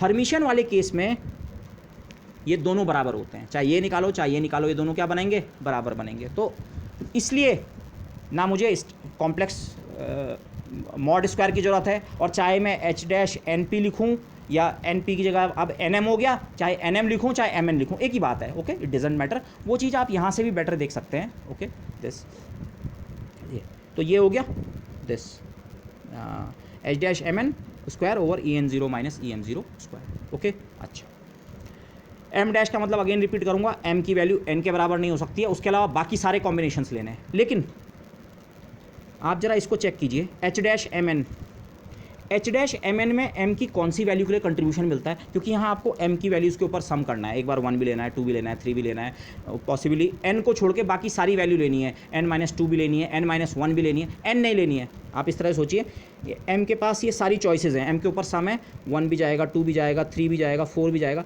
n-2 भी बनेगा, n-1 भी बनेगा, n नहीं बनेगा, उसके बाद n+1 बनेगा, n+2 बनेगा, बाकी सारी वैल्यूज़ पिक करेगा। तो n इसने पिक नहीं करना है, चलो वो कोई बात नहीं। लेकिन अब यहाँ से देखें, अच्छा इसमें एच डैश mn आ रहा है, एच डैश mn खुद कंट्रीब्यूट तभी कर सकता है, बाकी सब केस में 0 होता है, या तो m बराबर n+1 हो या m बराबर कितना हो, n-1। तो मतलब मुझे ये पूरी सीरीज सम करने की ज़रूरत नहीं है, क्योंकि m की वैल्यू जब 1 होगी, माना n बराबर 7 है, m की वैल्यू 1 है, तो ना यहाँ से कंट्रीब्यूशन मिलेगा ना यहाँ से। कंट्रीब्यूशन मिलने का चांस केवल तब है या तो मेरा m n+1 के बराबर हो या m किसके बराबर हो, n-1 के। तो मुझे एक्चुअली केवल इस पूरी सीरीज़ में से केवल 2 टर्म पिक करने हैं, एक ये वाला और एक ये वाला, एक n+1 वाला, एक मैंने। तो अब इस समेशन को छोड़ के मैंने केवल 2 टर्म्स लिख दिए, एक बार m की वैल्यू n+1, m की वैल्यू n+1, दोनों जगह न्यूमरेटर डिनोमिनेटर दोनों जगह m की वैल्यू n+1, m की जगह n+1, और या दूसरा टर्म जिसमें m की जगह n-1, m की जगह n-1। कहाँ से, मैं फिर रिपीट कर रहा हूँ, हमने एच डैश mn का जनरल एक्सप्रेशन निकाल दिया है। यही तो मुझे बता रहा है H dash mn non zero तभी होता है भाई, या तो m n+1 से मैच कर रहा हो या m किसने के बराबर हो, n-1 के बराबर। तो वो मैंने यहाँ पे इस्तेमाल किया, सारी वैल्यूज़ के ऊपर सम करेंगे, ठीक है, पर ज़्यादातर जगह एच डैश mn आपको 0 मिलेगा, केवल 2 जगह नॉन जीरो होगा, एक जगह जब m बराबर n+1, एक जगह जब m बराबर n-1। ठीक है, अब ये वैल्यू यहाँ से रख दो, अब आपको कुछ नहीं करना है। ये एच डैश n+1 n कितना होगा, m की जगह अगर n+1 हमने रख ही दिया तो m की जगह n+1, ये वाला डेल्टा फंक्शन आपको 1 देगा उस समय, m की जगह n+1 जब रखा है, ये इनमें से जो फर्स्ट टर्म है, फर्स्ट टर्म m की जगह n+1 रखा है, n+1 ये डेल्टा फंक्शन 1 बनेगा, m की जगह n+1 रखा है, n+1 n-1 कभी मैच नहीं कर सकते, यहाँ से नहीं। n+1 वाले केस में कंट्रीब्यूशन कितना मिलेगा, डेल्टा फंक्शन ये वाला 1 बनेगा, ये वाला 0 और बाकी n, लेकिन m की जगह हमने n+1 रखा है, तो n upon n n+1। Okay, n upon n n+1, a upon 2 alpha A upon two alpha, और इस पूरे का स्क्वायर है। पूरे का स्क्वायर क्यों है? क्योंकि यहाँ एच डैश नहीं है, एच डैश का स्क्वायर है, तो एच डैश का स्क्वायर वाला जो टर्म है वो ये रहा, वो मैंने यहाँ से कॉपी किया है अप्रोप्रिएटली, ठीक है। उसके अलावा E n zero minus E n, ये एनर्जी का डिफरेंस अब nth और किसी आर्बिट्री mth लेवल का नहीं है। इस फर्स्ट वाले टर्म में ये nth और n+1th लेवल का डिफरेंस हो चुका है। n+1th क्यों आता? क्योंकि m की जगह n+1 रखा था हमने। nth और उससे एक ऊपर वाले लेवल का डिफरेंस। हार्मोनिक ऑसिलेटर में किन्हीं भी दो लेवल्स के बीच का डिफरेंस कितना होता है? h क्रॉस ओमेगा, और ये लेवल नीचे है और ये उससे ऊपर वाला है, तो इनका एनर्जी डिफरेंस होगा -h cross omega, 1/-h cross omega. ये टर्म यहाँ से लिख दिया, दोनों जगह से कंट्रीब्यूशन नहीं मिला, केवल एक जगह से इस फर्स्ट टर्म में इतना। ऐसे ही सेकंड टर्म हमने कैसे लिखा? पूरी समेशन सीरीज में से एक पर्टिकुलर टर्म, कौन सा वाला? n-1 वाला टर्म, वो ये वाला है। m की जगह n-1, m की जगह n-1 रखो। पहले डेल्टा फंक्शंस को देख लेते हैं। m की जगह n-1, n-1 n+1 नहीं 0, n-1 हाँ ये कंट्रीब्यूट करेगा। m की जगह कितना रखा है? n-1, m की जगह n-1 रखो। n-1 normalization factor nth level का, नॉर्मलाइजेशन फैक्टर n-1th लेवल का, m की जगह n-1, n-1 a upon two alpha. लेकिन उसके अलावा ये अंदर इस वाले फैक्टर के साथ एक 2n का फैक्टर एक्स्ट्रा आता है। Be careful about this. ये 2n का फैक्टर, यहाँ कोई ऐसा एक्स्ट्रा फैक्टर नहीं था, यहाँ 2n का फैक्टर भी है। ये 2n का फैक्टर और इस पूरे का स्क्वायर, क्योंकि केवल h डैश नहीं है, h डैश का स्क्वायर, इसका स्क्वायर। और यहाँ डिफरेंस en0 में से नॉर्मली em0 को हटाते हैं। इस वाले टर्म में m की जगह n-1 रखा था, एक नीचे का लेवल, एक अपर लेवल में से, nth में से लोअर लेवल, जस्ट उससे एक नीचे वाले लेवल। दो कंसेक्यूटिव एनर्जी लेवल्स का डिफरेंस किसी भी एनर्जी लेवल्स के लिए h क्रॉस ओमेगा होता है। इस समय ये energy difference positive, upper minus lower h cross omega. In terms को आप नॉर्मलाइजेशन फैक्टर के टर्म में लिखें, ठीक है। n की वैल्यू, नॉर्मलाइजेशन फैक्टर किसी लेवल का कितना होता है? Some constant square root of 2 power n factorial n। तो ये जो n है c upon root 2 power n factorial n, और n+1 कितना होगा? c, ये डिनोमिनेटर में है, तो c upon root 2 power n, लेकिन n की जगह n+1, और फैक्टोरियल भी किसका? n+1 और उसका स्क्वायर। ये दोनों बेसिकली सेम एक्सप्रेशन है, लेकिन एक जगह n की वैल्यू n और एक जगह n की जगह n+1। यही पॉइंट इंपॉर्टेंट है। नॉर्मलाइजेशन फैक्टर स्टेट के साथ चेंज होता है, तो इसलिए ये फैक्टर इंपॉर्टेंट होगा। उसके अलावा a/2 अल्फा का whole square -1/h cross omega. ऐसी सेकंड स्टेट में nth स्टेट का नॉर्मलाइजेशन फैक्टर, n-1th स्टेट का normalization factor, c 2 power n-1 factorial n-1 का square root, a upon 2 alpha, लेकिन साथ में 2n का फैक्टर यहाँ एक्स्ट्रा है, 2n इस पूरे का whole square 1/h cross omega. c का फैक्टर कैंसिल होगा सब जगह, 2 पावर n की भी ज़्यादातर पावर्स कैंसिल हो जाएंगी, यहाँ भी और यहाँ भी। फैक्टोरियल n और फैक्टोरियल n+1 भी सिंप्लीफाई होंगे, फैक्टोरियल n और फैक्टोरियल n-1 भी सिंप्लीफाई होंगे, 2 की एक्स्ट्रा पावर सिंप्लीफाई होंगी। सिंप्लीफिकेशन के बाद you can do it yourself. जो आपको मिलने वाला है वो ये रहा।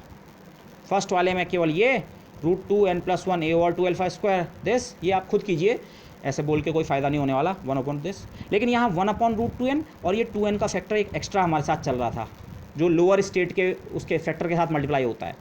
√2n से 2n की एक पावर कैंसिल होगी तो फिर से √2n बचेगा, और जब √2n का बाद में स्क्वायर करेंगे तो 2n। तो अगर आप ये टर्म्स प्रॉपर्ली करें, ये जितना पार्ट इसमें कॉमन आ रहा है, अगर मैं कॉमन ले लूँ a/2 alpha whole square over 1/h cross omega, यहाँ से आपके पास 2n+2 बचता है, लेकिन इसका साइन माइनस है, और यहाँ से केवल बचेगा 2n। आप सिंप्लीफाई करें, a² ओवर 2 का स्क्वायर 4, और अल्फ़ा होता है √m⍵/h क्रॉस। यहाँ डिनोमिनेटर में अल्फ़ा का स्क्वायर है, तो m⍵/h cross 1/h cross omega. अब सब चीज़ों को ओरिजिनल फॉर्म में लिख दें, और यहाँ से आपको केवल -2 मिला। सारे टर्म्स को आप कैंसिल वगैरह करें, फाइनल आंसर आपका ये है। सेकंड ऑर्डर का करेक्शन ये पर्टर्बेशन थ्योरी से निकला है। सेकंड ऑर्डर का करेक्शन पर्टर्बेशन थ्योरी जो बता रही है, जो कि हमने सारी स्टेट्स पे सम करके निकाला है। वैसे ये अगर आपको ये एक्सप्रेशन देखे, ये सारी स्टेट्स के ऊपर सम करके निकाला है, वो अलग बात है। बाद में प्रॉपर्टीज़ ऐसी थी, हमें केवल 2 स्टेट्स के लिए सम लेना पड़ा, केवल दो टर्म से काम चल गया, पर अदरवाइज सारी स्टेट्स का करेक्शन वो करके हमने सेकंड ऑर्डर का करेक्शन निकाला पर्टर्बेशन थ्योरी से, तो वो ये आंसर आ रहा है। और ज़रा इस आंसर को, जब मैंने शुरू में ये प्रॉब्लम कही थी, मैंने कहा था इस प्रॉब्लम को तो हम बिना पर्टर्बेशन के एग्जैक्टली सॉल्व कर सकते हैं।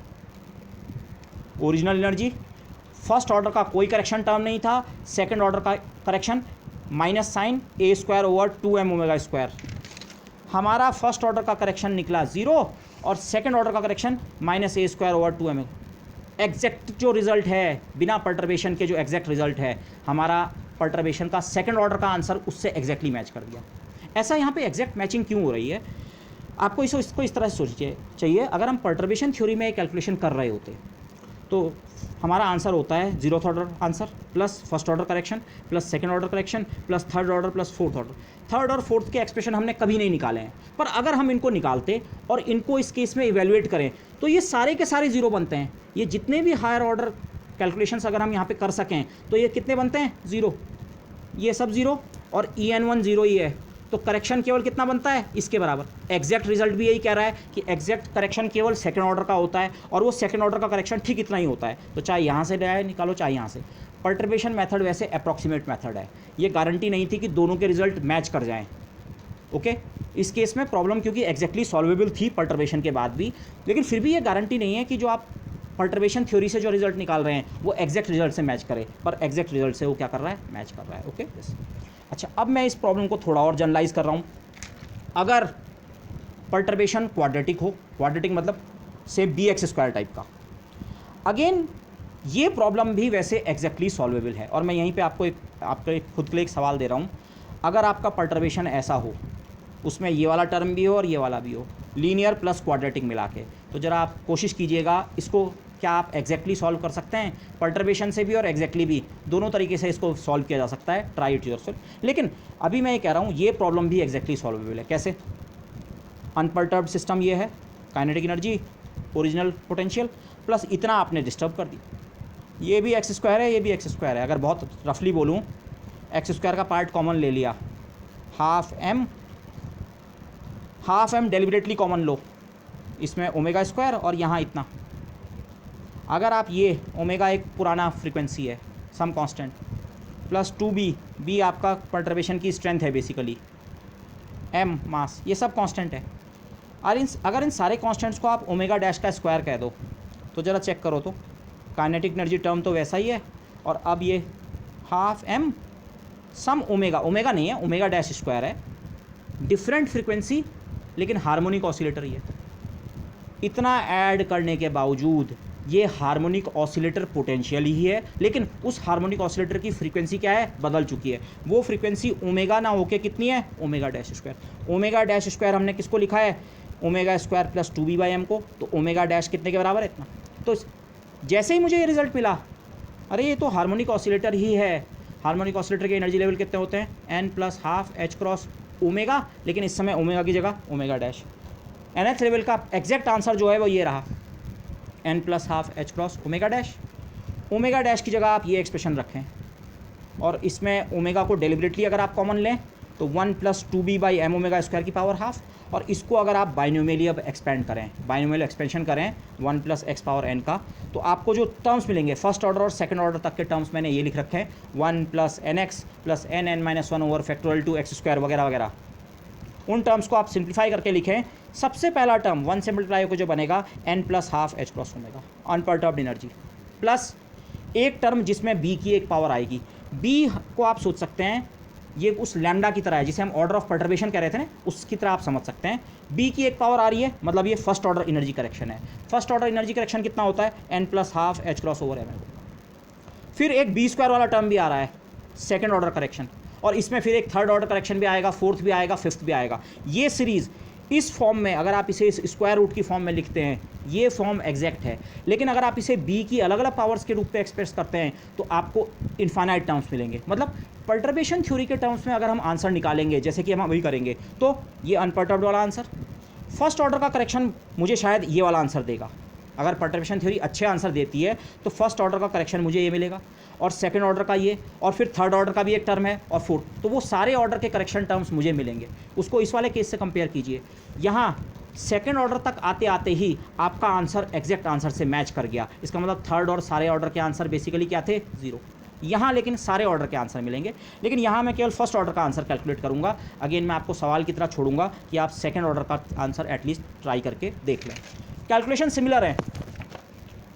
अब की बार निकालना, फर्स्ट ऑर्डर का करेक्शन यही होता है पर्टर्बेशन का मैट्रिक्स एलिमेंट nth और nth स्टेट के बीच। लेकिन मैं जनरल वाला एलिमेंट निकाल रहा हूँ, जनरल वाला इसलिए कर रहा हूँ कि अगर आपको सेकंड ऑर्डर का करेक्शन निकालना पड़े तो आपको H-Mn की जरूरत पड़ती है। H-Mn ही निकालना है, लेकिन डिफरेंस क्या है, H- इस समय bx² है भाई, सम कांस्टेंट इंटू एक्स नहीं है, सम कांस्टेंट इंटू x²। तो उससे फ़र्क क्या पड़ा, H- है bx²। इंटीग्रल की फॉर्म में देखें, ψm0 ψn0 है, लेकिन उनके बीच में जो टर्म आ रहा है b तो कांस्टेंट है, इंटीग्रेशन से बाहर आ जाएगा। पिछली बार यहाँ केवल एक x था, अब की बार x के 2 फैक्टर हैं, x²। ये फ़र्क पड़ा। x के एक फैक्टर को हमने कैसे मैनेज किया था, x के एक फैक्टर को मैं आपको रिमाइंड कराऊंगा। x बेसिकली जाई है, कांस्टेंट को चेंज कर दिया, स्केल कर दिया, जाई Hn जाई को हमने इस रिलेशन की मदद से मैनेज किया था। अगर कोई हर्माइट पॉलिनॉमियल एक जाई से मल्टीप्लाई हो तो आप उसको एक ऊपर वाला हर्माइट और एक नीचे वाले हर्माइट के रूप में एक्सप्रेस कर सकते हैं। ये ट्रिक हमने इस्तेमाल की थी, रिकर्शन रिलेशन इस्तेमाल किया था। इस समय तो जाई के 2 फैक्टर हैं, x² मतलब जाई² के 2 फैक्टर जो मैंने यहाँ पे कर रखा है। b को ऐसे रहने दिया, x² की जगह जाई² अपॉन α², dx की जगह भी dy बाई अल्फा। कॉन्स्टेंट्स वगैरह लिखे, फंक्शंस को लिखा, ये किया, ये किया। ये यहाँ पे आके हम फंस रहे हैं अभी।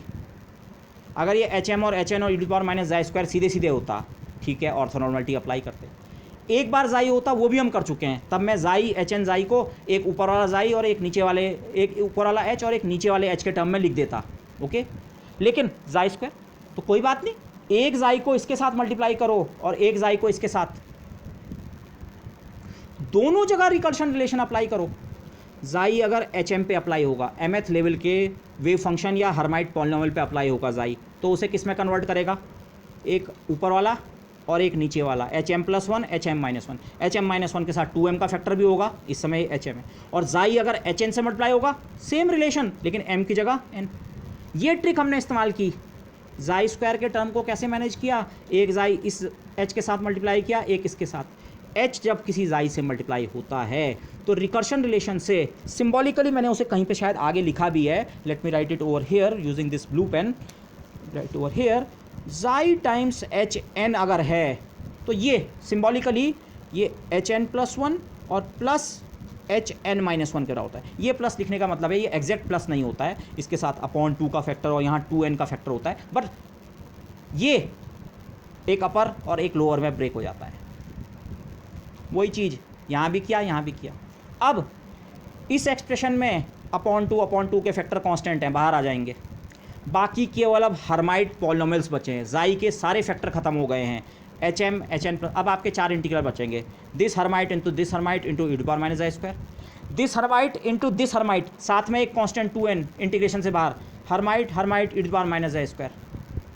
तीसरा हर्माइट हर्माइट e⁻² कांस्टेंट बाहर, कांस्टेंट कांस्टेंट बाहर, हर्माइट हर्माइट e⁻²। और हर्माइट हर्माइट e⁻² का इंटीग्रेशन आपको पता है ऑर्थोनॉर्मलिटी रिलेशन से, वो चारों मैंने यहाँ पे लिख रखे हैं। अप्रोप्रिएटली ध्यान रखना, जब HM HN का होता है तो m डेल्टा mn आता है, यहाँ पे HM+1 HN+1 का है तो डेल्टा किसका आएगा, डेल्टा m+1 डेल्टा n+1। लेकिन ये चीज़ ध्यान रखें, ये शायद मैंने आगे यूज़ नहीं की है, बट इस चीज़ का वही मतलब है जो डेल्टा mn का मतलब होता है। क्यों, ये चेक करेगा क्या m+1 n+1 के बराबर है, लेकिन अगर m+1 n+1 के बराबर होगा तो इसका मतलब m किसके बराबर होगा, n। लेकिन यहाँ टेस्टिंग किसकी होगी, m+1 की टेस्टिंग होगी, n-1 के बराबर है या नहीं, डेल्टा किसका आएगा, m+1 का n-1 के साथ। इसको आप ऐसे भी सोच सकते हैं, ये वाला डेल्टा किसके बराबर होता है, डेल्टा m n-2 के बराबर। n-1 की वैल्यू m+1 से मैच होनी चाहिए, इसका मतलब खुद m की वैल्यू n-2 से मैच होनी चाहिए, ओके। दिस ऐसे ही बाकियों को भी लिख सकते हैं, लिखने की जरूरत नहीं है, but you can write it, इनको ऐसे लिखो चाहे ऐसे लिखो, ऐसे ही है। यहाँ m-1 को n+1 के साथ टेस्ट होगा और यहाँ m-1 की टेस्टिंग n-1। ऑर्थोनॉर्मलिटी प्रॉपर्टी जो है उसी को जुडिशियसली यूज़ किया। और रिकर्शन रिलेशन वैसे यहाँ पे करने का एक तरीका और भी था, जिसको मैंने यहाँ पे यूज़ आपको थोड़ा इंडिकेट किया है। आप एक ट्रिक यहाँ पे और भी कर सकते थे, उसको मैं आपको ग्राफिकली समझाता हूँ। ये HN है, आपने इसे एक बार जाई से मल्टीप्लाई किया तो ये किस में कन्वर्ट होता है, HN+1 और HN-1। लेकिन इस समय हमारा HN, माना मैं जाई² पूरा का पूरा HN से ही मल्टीप्लाई करता हूँ, दोनों जाई² यहीं ऑपरेट करूँ, तो एक बार ऑपरेट करके ये 2 नल टर्म्स मिले। अब आपने एक बार जाई से और मल्टीप्लाई कर रखा है इसे, जाई स्क्वायर टाइम्स एच एन था, अब जाई टाइम्स एच एन ये तो ख़त्म हो गया, उसकी जगह एक एच एन प्लस वाला टर्म आया, एक एच एन माइनस वन, एक जाई की मल्टीप्लिकेशन बची है, तो एक जाई की मल्टीप्लिकेशन होगी एच एन प्लस वन से और एक जाई की मल्टीप्लिकेशन होगी एच एन माइनस वन से। ओके, और जाई जब एच एन वन प्लस से मल्टीप्लाई होगा तो फिर जाई जब किसी एच से मल्टीप्लाई होता है किसी ऑर्डर वाले से, तो या तो उससे एक ऊपर वाला या उससे एक नीचे वाला टर्म जनरेट होता है। जाई एच एन प्लस वन कितना होगा, एक टर्म जिसमें एच एन प्लस वन आएगा और एक टर्म जिसमें एच एन वन प्लस से, sorry not plus one plus two, sorry my mistake, N plus one से एक ऊपर कौन सा है, एन प्लस टू, इस वाले के साथ जाई मल्टीप्लाई होगा। ये वाला खुद कहाँ से आया, ये वाला एच एन एक ऊपर और एक नीचे वाले के टर्म्स में ब्रेक हुआ था। दूसरा जाई जब इससे मल्टीप्लाई होगा तो एच एन प्लस टू और फिर से एक एच एन, दो टर्म्स, और जब जाई एच एन माइनस वन से मल्टीप्लाई होगा, यहाँ भी वही चीज़, एक ऊपर वाला एच एन माइनस वन से ऊपर कौन सा टर्म होता है, एच एन ही होता है, और एक नीचे वाला term H N minus two. आप ऐसे भी कर सकते थे यहाँ पे, लेकिन यहाँ पे ज़्यादा आसान ये है, आप जाई स्क्वायर को एक को इसके साथ ले जाओ, एक को इसके साथ, अदरवाइज आप एक जाई स्क्वायर को सक्सेसिवली एच एन पे ही दो बार अप्लाई कर सकते हैं। दो बार अप्लाई करने का मेरा ग्राफिकल मीनिंग ये है, बाकी एग्जैक्ट एक्सप्रेशन आप रिकर्शन रिलेशन को यूज़ करके कर सकते हैं, बट दिस तो ये ओके। तो इसीलिए आप देखिए, अगर आप इस फॉर्म में देखें तो आप इस आंसर को बहुत बेटर अप्रिशिएट कर सकते हैं। यहाँ चार टर्म क्यों मिले, आप साई एम को इसके साथ मल्टीप्लाई कर रहे थे, साई एम की टेस्टिंग आप साई एन के साथ नहीं कर रहे थे, जाई स्क्वायर टाइम्स साई एन के साथ टेस्टिंग कर रहे थे। तो अब फाइनल एक्सप्रेशन में एम या तो एन प्लस टू के बराबर होना चाहिए, एम या तो एन प्लस टू के बराबर, delta M N plus two, ये कहाँ है, ये वाला जो डेल्टा है ये delta M N plus two ही है। एम माइनस वन की वैल्यू एन प्लस वन से मैच करेगी, तो एम की वैल्यू एन प्लस टू से, ये वाला इस वाले के साथ जो कंट्रीब्यूशन देगा, एम वाला एन वाले के साथ दो बार टेस्ट होगा, दो अलग अलग टर्म्स में, डेल्टा एम एन दो बार आएगा। वो डेल्टा एम एन दो बार कहाँ आ रहा है,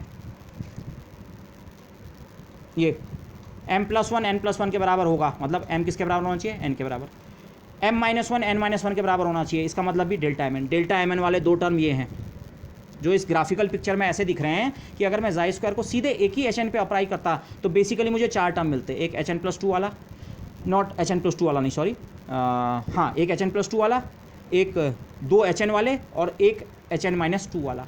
तो एच एम के जो डेल्टा बनते, delta M N plus two, delta M N delta M N minus two, वही डेल्टा यहाँ भी है। तो किसी भी तरीके से आप कर सकते हैं, बट ये मिला ओके। फर्स्ट ऑर्डर का करेक्शन निकालने के लिए मैं केवल फर्स्ट ऑर्डर की कैलकुलेशन कर रहा हूँ, सेकंड ऑर्डर के लिए आपके लिए पूरा सामान ये तैयार है, इसको अप्रोप्रिएटली यूज़ करो। अप्रोप्रिएटली का मतलब समझ रहे हैं, इस समय कंट्रीब्यूशन आपको यहाँ पिछले केस में हमें सीरीज़ के सारे टर्म्स ऐड नहीं करने पड़े थे, केवल दो टर्म्स से कंट्रीब्यूशन, या तो m बराबर n प्लस वन या m बराबर n माइनस वन। इस समय आपको कंट्रीब्यूशन तीन जगह से मिलेगा, या तो m बराबर n का कंट्रीब्यूशन भी दो जगह से मिलेगा, या m बराबर n प्लस टू या m बराबर n माइनस टू। कुल मिला के अगेन ये समेशन आपको सारे टर्म्स के ऊपर नहीं करना है, केवल चार टर्म्स के ऊपर, लेकिन उसमें भी एक चीज़ आपको हेल्प करेगी। ये डैश का मतलब क्या होता है, डैश का मतलब है m बराबर n वाला सम नहीं लेना है, m बराबर n वाले टर्म्स आपके लिए बिल्कुल इंपॉर्टेंट नहीं है। चार टर्म्स बचे, चार में भी ये दो उस समेशन के अंदर तो शामिल करने ही नहीं है, तो आपको केवल कौन से दो टर्म शामिल करने हैं, ये वाले, एक बार m बराबर n प्लस टू वाला और एक बार m बराबर n माइनस टू वाला। लेकिन ये सेकेंड ऑर्डर की कैलकुलेशन है, ये आप खुद करेंगे, मैं फर्स्ट ऑर्डर की कैलकुलेशन कर रहा हूँ। First order calculation h dash N N के साथ होती है, m को n के बराबर रख दो, एन एन का square b upon 4 alpha cube, alpha over m की जगह n प्लस वन का स्क्वायर, हाँ m की जगह n रखा, डेल्टा n प्लस वन, हाँ ये तो n कुछ भी हो सेम होंगे दोनों इंडेक्स, 1 देगा, ये 1 देगा और ये भी 1 देगा, m की जगह n रखा है, h डैश n निकाला है, m की जगह n, दोनों सेम है, ये टर्म और ये टर्म इस समय कंट्रीब्यूट करेंगे। फर्स्ट ऑर्डर करेक्शन में ये दोनों टर्म्स कंट्रीब्यूट करेंगे और ये कंट्रीब्यूट नहीं करेंगे, क्यों, m की जगह n रखा है, n प्लस वन क्या कभी n माइनस वन के बराबर हो सकता है, नहीं, जीरो, n माइनस वन क्या n प्लस वन के बराबर हो सकता है, नहीं, ये दोनों टर्म्स इस समय कंट्रीब्यूट नहीं करेंगे फर्स्ट ऑर्डर करेक्शन में, ये और ये टर्म। तो इनको अगर इनका कंट्रीब्यूशन यहाँ लिख दूँ, पहले टर्म का कंट्रीब्यूशन, अगले दो का 0, लास्ट वाले का कंट्रीब्यूशन, अप्रोप्रिएटली नॉर्मलाइजेशन कांस्टेंट और उसकी वैल्यू आप रखें, वो मैंने यहाँ पे कर रखा है, आप देख सकते हैं वीडियो यहाँ पे मैंने थोड़ा सी फ्रीज किया है। But if you substitute the values and this, आपको जो फर्स्ट ऑर्डर का करेक्शन मिलेगा वो ये, लास्ट में मैंने इसे इस फॉर्म में एक्सप्रेस किया है। यहाँ पे मेरे को इसके अंदर 4n+2/4 मिला, 4 से मैंने डिवाइड कर दिया, तो n+12 BH cross over m omega, first order का correction n+12 BH cross over m omega. Exact वाला रिजल्ट ज़रा देखें जो कि बाइनोमियल एक्सपेंशन से मिला था, n+12 BH cross over m omega. First order का जो एग्जैक्ट रिजल्ट है बाइनोमियल एक्सपेंशन में, फर्स्ट ऑर्डर तक हमारा रिजल्ट भी उससे मैच कर रहा है। सेकंड ऑर्डर का मैंने आपके लिए सवाल की तरह छोड़ दिया है, en2 निकालो, सारी स्टेट्स के ऊपर सम करो। कुल मिला के आपको ये एक्सप्रेशन कह रहा है सारी स्टेट्स पे सम करने की ज़रूरत नहीं है, 4 के ऊपर सम करो। लेकिन ये जो p के ऊपर ये जो डैश लगा हुआ है ना, समेशन p डैश, ये वाला ये कह रहा है भाई p = n रखने की ज़रूरत भी नहीं है। समेशन में p = n वाला टर्म यहाँ 2 बार आ रहा है, ये भी छोड़ दो। तो आपको केवल बेसिकली 2 टर्म्स लेने हैं, उनका सम निकालो और फिर आप चेक कीजिए, आपका आंसर इससे मैच करेगा, second order. Okay, so I am not doing that, but now you know the scheme, आप इसे कर सकते हैं। स्कीम केवल ये है, हर्माइट पॉलिनोमियल की ऑर्थोनॉर्मलिटी को प्रॉपर्ली यूज़ करना है, नॉर्मलाइजेशन फैक्टर का ध्यान रखते हुए, और दूसरा जाई से के 1 फैक्टर या 2 फैक्टर या 3 फैक्टर भी अगर हों, उससे मल्टीप्लाई होने से हर्माइट पॉलिनोमियल पे क्या फ़र्क पड़ता है। ओके, ये इनफैक्ट मैं अब यहाँ पे केवल क्यूबिक और क्वार्टिक को इतने में ख़त्म कर रहा हूँ, मैं नहीं कर रहा हूँ, ये आपको खुद करने हैं। आपके लिए 2 अलग अलग सवाल हैं। अगर आपका पर्टर्बेशन क्यूबिक है CX³ टाइप का, या क्वार्टिक मतलब पावर 4 DX पावर 4, इस प्रकार या इस प्रकार का पर्टर्बेशन है, तो मैं यहाँ पे एक पॉइंट आपको बता दूँ, क्यूबिक पर्टर्बेशन स्टेबल नहीं होगा। एक्चुअली होता क्या है, आपको थोड़ा ग्राफिकली भी इसकी इन्फॉर्मेशन होनी चाहिए। ये मेरा अनपर्टर्ब्ड वाला पोटेंशियल है, पैराबोला। अगर मैंने इसके साथ AX टाइप का पर्टर्बेशन जोड़ा, AX क्या होता है, y = AX एक स्ट्रेट लाइन की इक्वेशन होती है, A उसका स्लोप डिटरमिन करेगा। इस और इस कर्व को आप ऐड करें, कोई पैराबोलिक पोटेंशियल है 12 m² x², उसमें ये ऐड किया, ये फिर भी एक पैराबोला ही रहता है। बस होता क्या है, पैराबोला थोड़ा इधर को शिफ्ट हो जाता है, कुछ ऐसे शिफ्ट हो जाएगा, ये पैराबोला ऐसे शिफ्ट हो गया है, और कुछ नहीं हुआ है, ये हो गया है, बस रहा पैराबोला ही। इवन फ्रीक्वेंसी भी चेंज नहीं हुई। अगर आपने इसमें BX² ऐड किया, एक पैराबोला पहले से था अनपर्ट, BX² अपने आप में एक पैराबोलिक ग्राफ है, इन दोनों को ऐड किया आपको मिलेगा पैराबोला ही। लेकिन उस पैराबोला की क्या हो चुकी है, फ्रीक्वेंसी चेंज हो चुकी है। अगर आप साइज़ के टर्म में सोचें, ज़्यादा या कम खुला है वो, ठीक है, इसकी जो विड्थ अगर कहें वो है पैराबोला ही। लीनियर पर्टर्बेशन, इसीलिए तो लीनियर पर्टर्बेशन में आपको वैसे पर्टर्बेशन थ्योरी करने की जरूरत नहीं थी, एग्जैक्टली सॉल्वेबल प्रॉब्लम है। बाद में भी वो हार्मोनिक ऑसिलेटर ही है, केवल उसका ओरिजिन शिफ्ट हो गया है। BX² ऐड किया है हार्मोनिक ऑसिलेटर ही, बस फ्रीक्वेंसी चेंज हो गई है। लेकिन अगर आप हार्मोनिक ऑसिलेटर में CX³ टाइप का पोटेंशियल जोड़ें, CX³ टाइप का पोटेंशियल कैसा होता है, ये ऐसा होता है, ऐसे ऐसे, और x जब पॉजिटिव है बढ़ने के साथ बड़ा बड़ा बड़ा और धीरे धीरे बहुत रैपिडली बढ़ेगा, x⁻³ है, और नेगेटिव साइड में नेगेटिव की पावर 3 डिक्रीज़ करेगा। x बराबर +∞ होते होते +∞ जा रहा है, और -∞ होते होते -∞। जब आप इन दोनों को ऐड करेंगे तो बीच के रीजन में इसका बिहेवियर शायद कुछ ऐसा हो सकता है, I am not exactly sure ये, लेकिन इन दोनों का जो एडिशन है वो ऐसा कुछ बनेगा। जब x बहुत लार्ज हो जाएगा, ये भी इन्फिनिटी बन रहा है, ये भी इन्फिनिटी, ठीक है, +∞। जब x नेगेटिव साइड में जा रहा है, ये अभी भी +∞ बन रहा है, लेकिन ये बन रहा है -∞। लेकिन इसका ग्रोथ रेट हायर है, ये x³ टाइप का है, ये केवल x² टाइप का है। बाद में जब x नेगेटिव साइड में बहुत लार्ज हो जाएगा, ये वाला डोमिनेट करेगा, ये वाला डोमिनेट करेगा, मतलब बिहेवियर -∞ की तरफ ही जाएगा। तो अगर आप x² ओरिजिनल हार्मोनिक ऑसिलेटर में क्यूबिक पर्टर्बेशन ऐड करें, तो क्यूबिक पर्टर्बेशन के कारण होता क्या है, अगर आपको कोई ये पोटेंशियल दे, इस पोटेंशियल का मिनिमम कहाँ है। किसी भी सिस्टम की टेंडेंसी होती है कि वो मिनिमम स्टेट पे सेटल होने की कोशिश करती है, हायर स्टेट से ट्रांजिशन करके लोअर स्टेट में आता है, फोटोन निकलता है, फिर और लोअर, फिर और लोअर, सिस्टम की टेंडेंसी होती है। इस सिस्टम की लोएस्ट एनर्जी स्टेट -∞ पे है, तो ये सिस्टम स्टेबल नहीं है। अगर इसमें यहाँ पे कोई स्टेट है तो इसकी टेंडेंसी होगी वो डिके करके यहाँ आए, और यहाँ से डिके और नीचे स्टेट पॉसिबल है, यहाँ आए, और इससे नीचे और पॉसिबल है। इस सिस्टम का जो, जिसे हम कहते हैं this system is not bounded from below, इस सिस्टम का जो नीचे से कहीं पे से बंधा हुआ नहीं है, कहीं से ख़त्म नहीं हो रहा है। इसके जो नंबर ऑफ स्टेट्स हैं या जो लोएस्ट एनर्जी स्टेट है वो माइनस इन्फिनिटी पे है। तो ये सिस्टम फिजिकल सिस्टम नहीं हो सकता है। लेकिन स्टिल स्मॉल वैल्यूज़ ऑफ सी के लिए माना इसे एक मैथमेटिकल एक्सरसाइज की तरह, पर्टर्बेशन की तरह ट्रीट करें, तो तब कैसे करेंगे? या D x power 4, x power 4 वाला पर्टर्बेशन फिर से स्टेबल होता है। क्यों?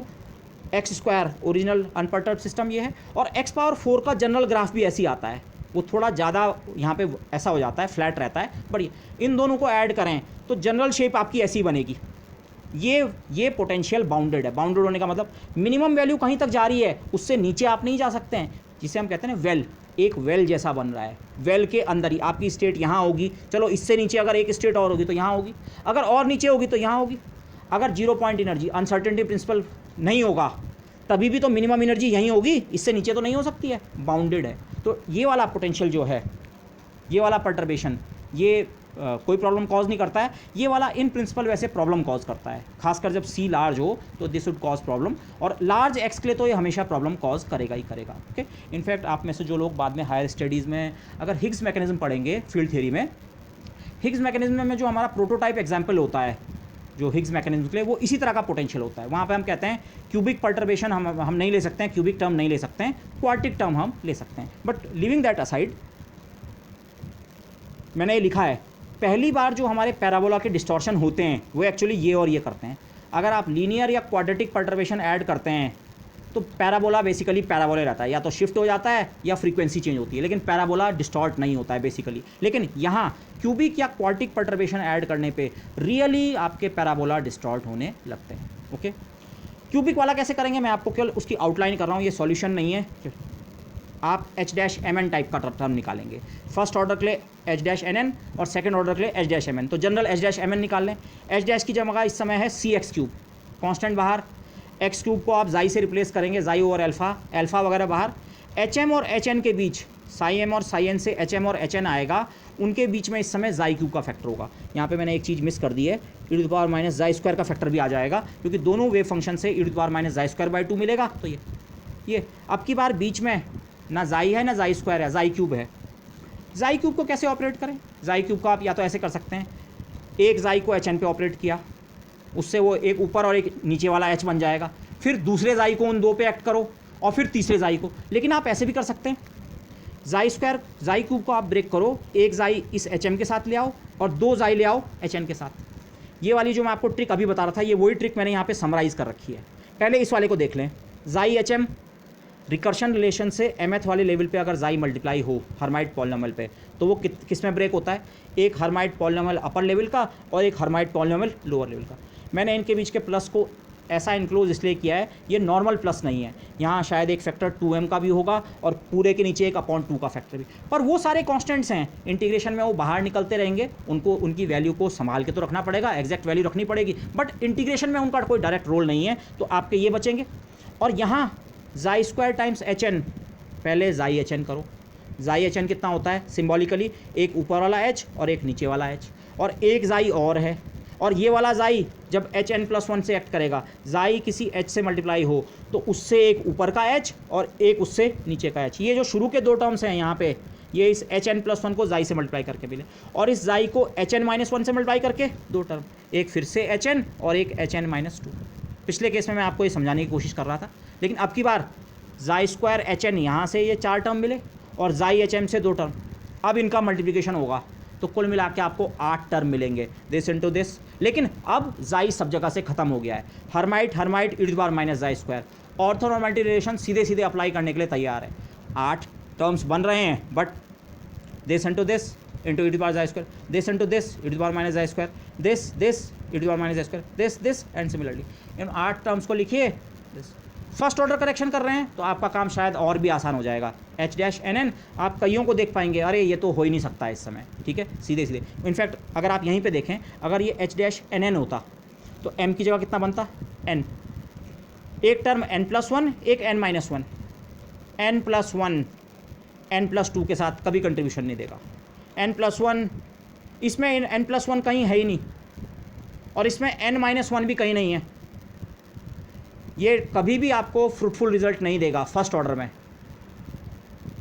अगर आप क्यूबिक पर्टर्बेशन लेके चलें, अगेन फर्स्ट ऑर्डर में करेक्शन आपको 0 मिलेगा। ओके, यू कैन चेक उसको। अगर आप बेटर है इस टर्म में अगर समझ सकें तो वो आपके लिए बहुत यूज़फुल रहेगा। I would like you to try to appreciate जो मैं ये पिक्चर आपको पेश कर रहा हूँ कि एक तरफ अब आप दोनों को H-NN सोचो, H-NN, ये भी HN है, HN। एक HN को 2 जाइके से फैक्टर के साथ मल्टीप्लाई किया तो आप फाइनली कहाँ कहाँ लैंड कर सकते हैं, और एक HN को केवल एक जाई से मल्टीप्लाई किया तब आप कहाँ कहाँ लैंड कर सकते हैं। तो अगर आप सेम स्टेट में लैंड कर रहे हैं दोनों जगह से, तो ऑर्थोनॉर्मलिटी के कारण प्रोडक्ट सर्वाइव करेगा, और नहीं तो 0। इस केस में एक्चुअली ऐसा ही हो रहा होगा। So I leave these as problems for you, please try doing this.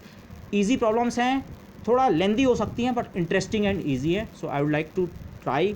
मैंने जो कुछ प्रॉब्लम्स आपको पीछे दिए हैं, फर्स्ट ऑर्डर तक तो सभी प्रॉब्लम्स को कीजिए, और अगर पॉसिबल हो जहाँ आपको फर्स्ट ऑर्डर का रिजल्ट 0 मिल रहा है वहाँ तो एटलीस्ट सेकेंड ऑर्डर तक आपको इवेलुएट करना चाहिए this. So try doing these problems, and with this slightly lengthy lecture I would like to end this for the time being, और फिर नेक्स्ट लेक्चर में स्टार्ट करेंगे और next discussion, next approximation method या next example जो भी करेंगे that comes in the next lecture. So thank you everybody.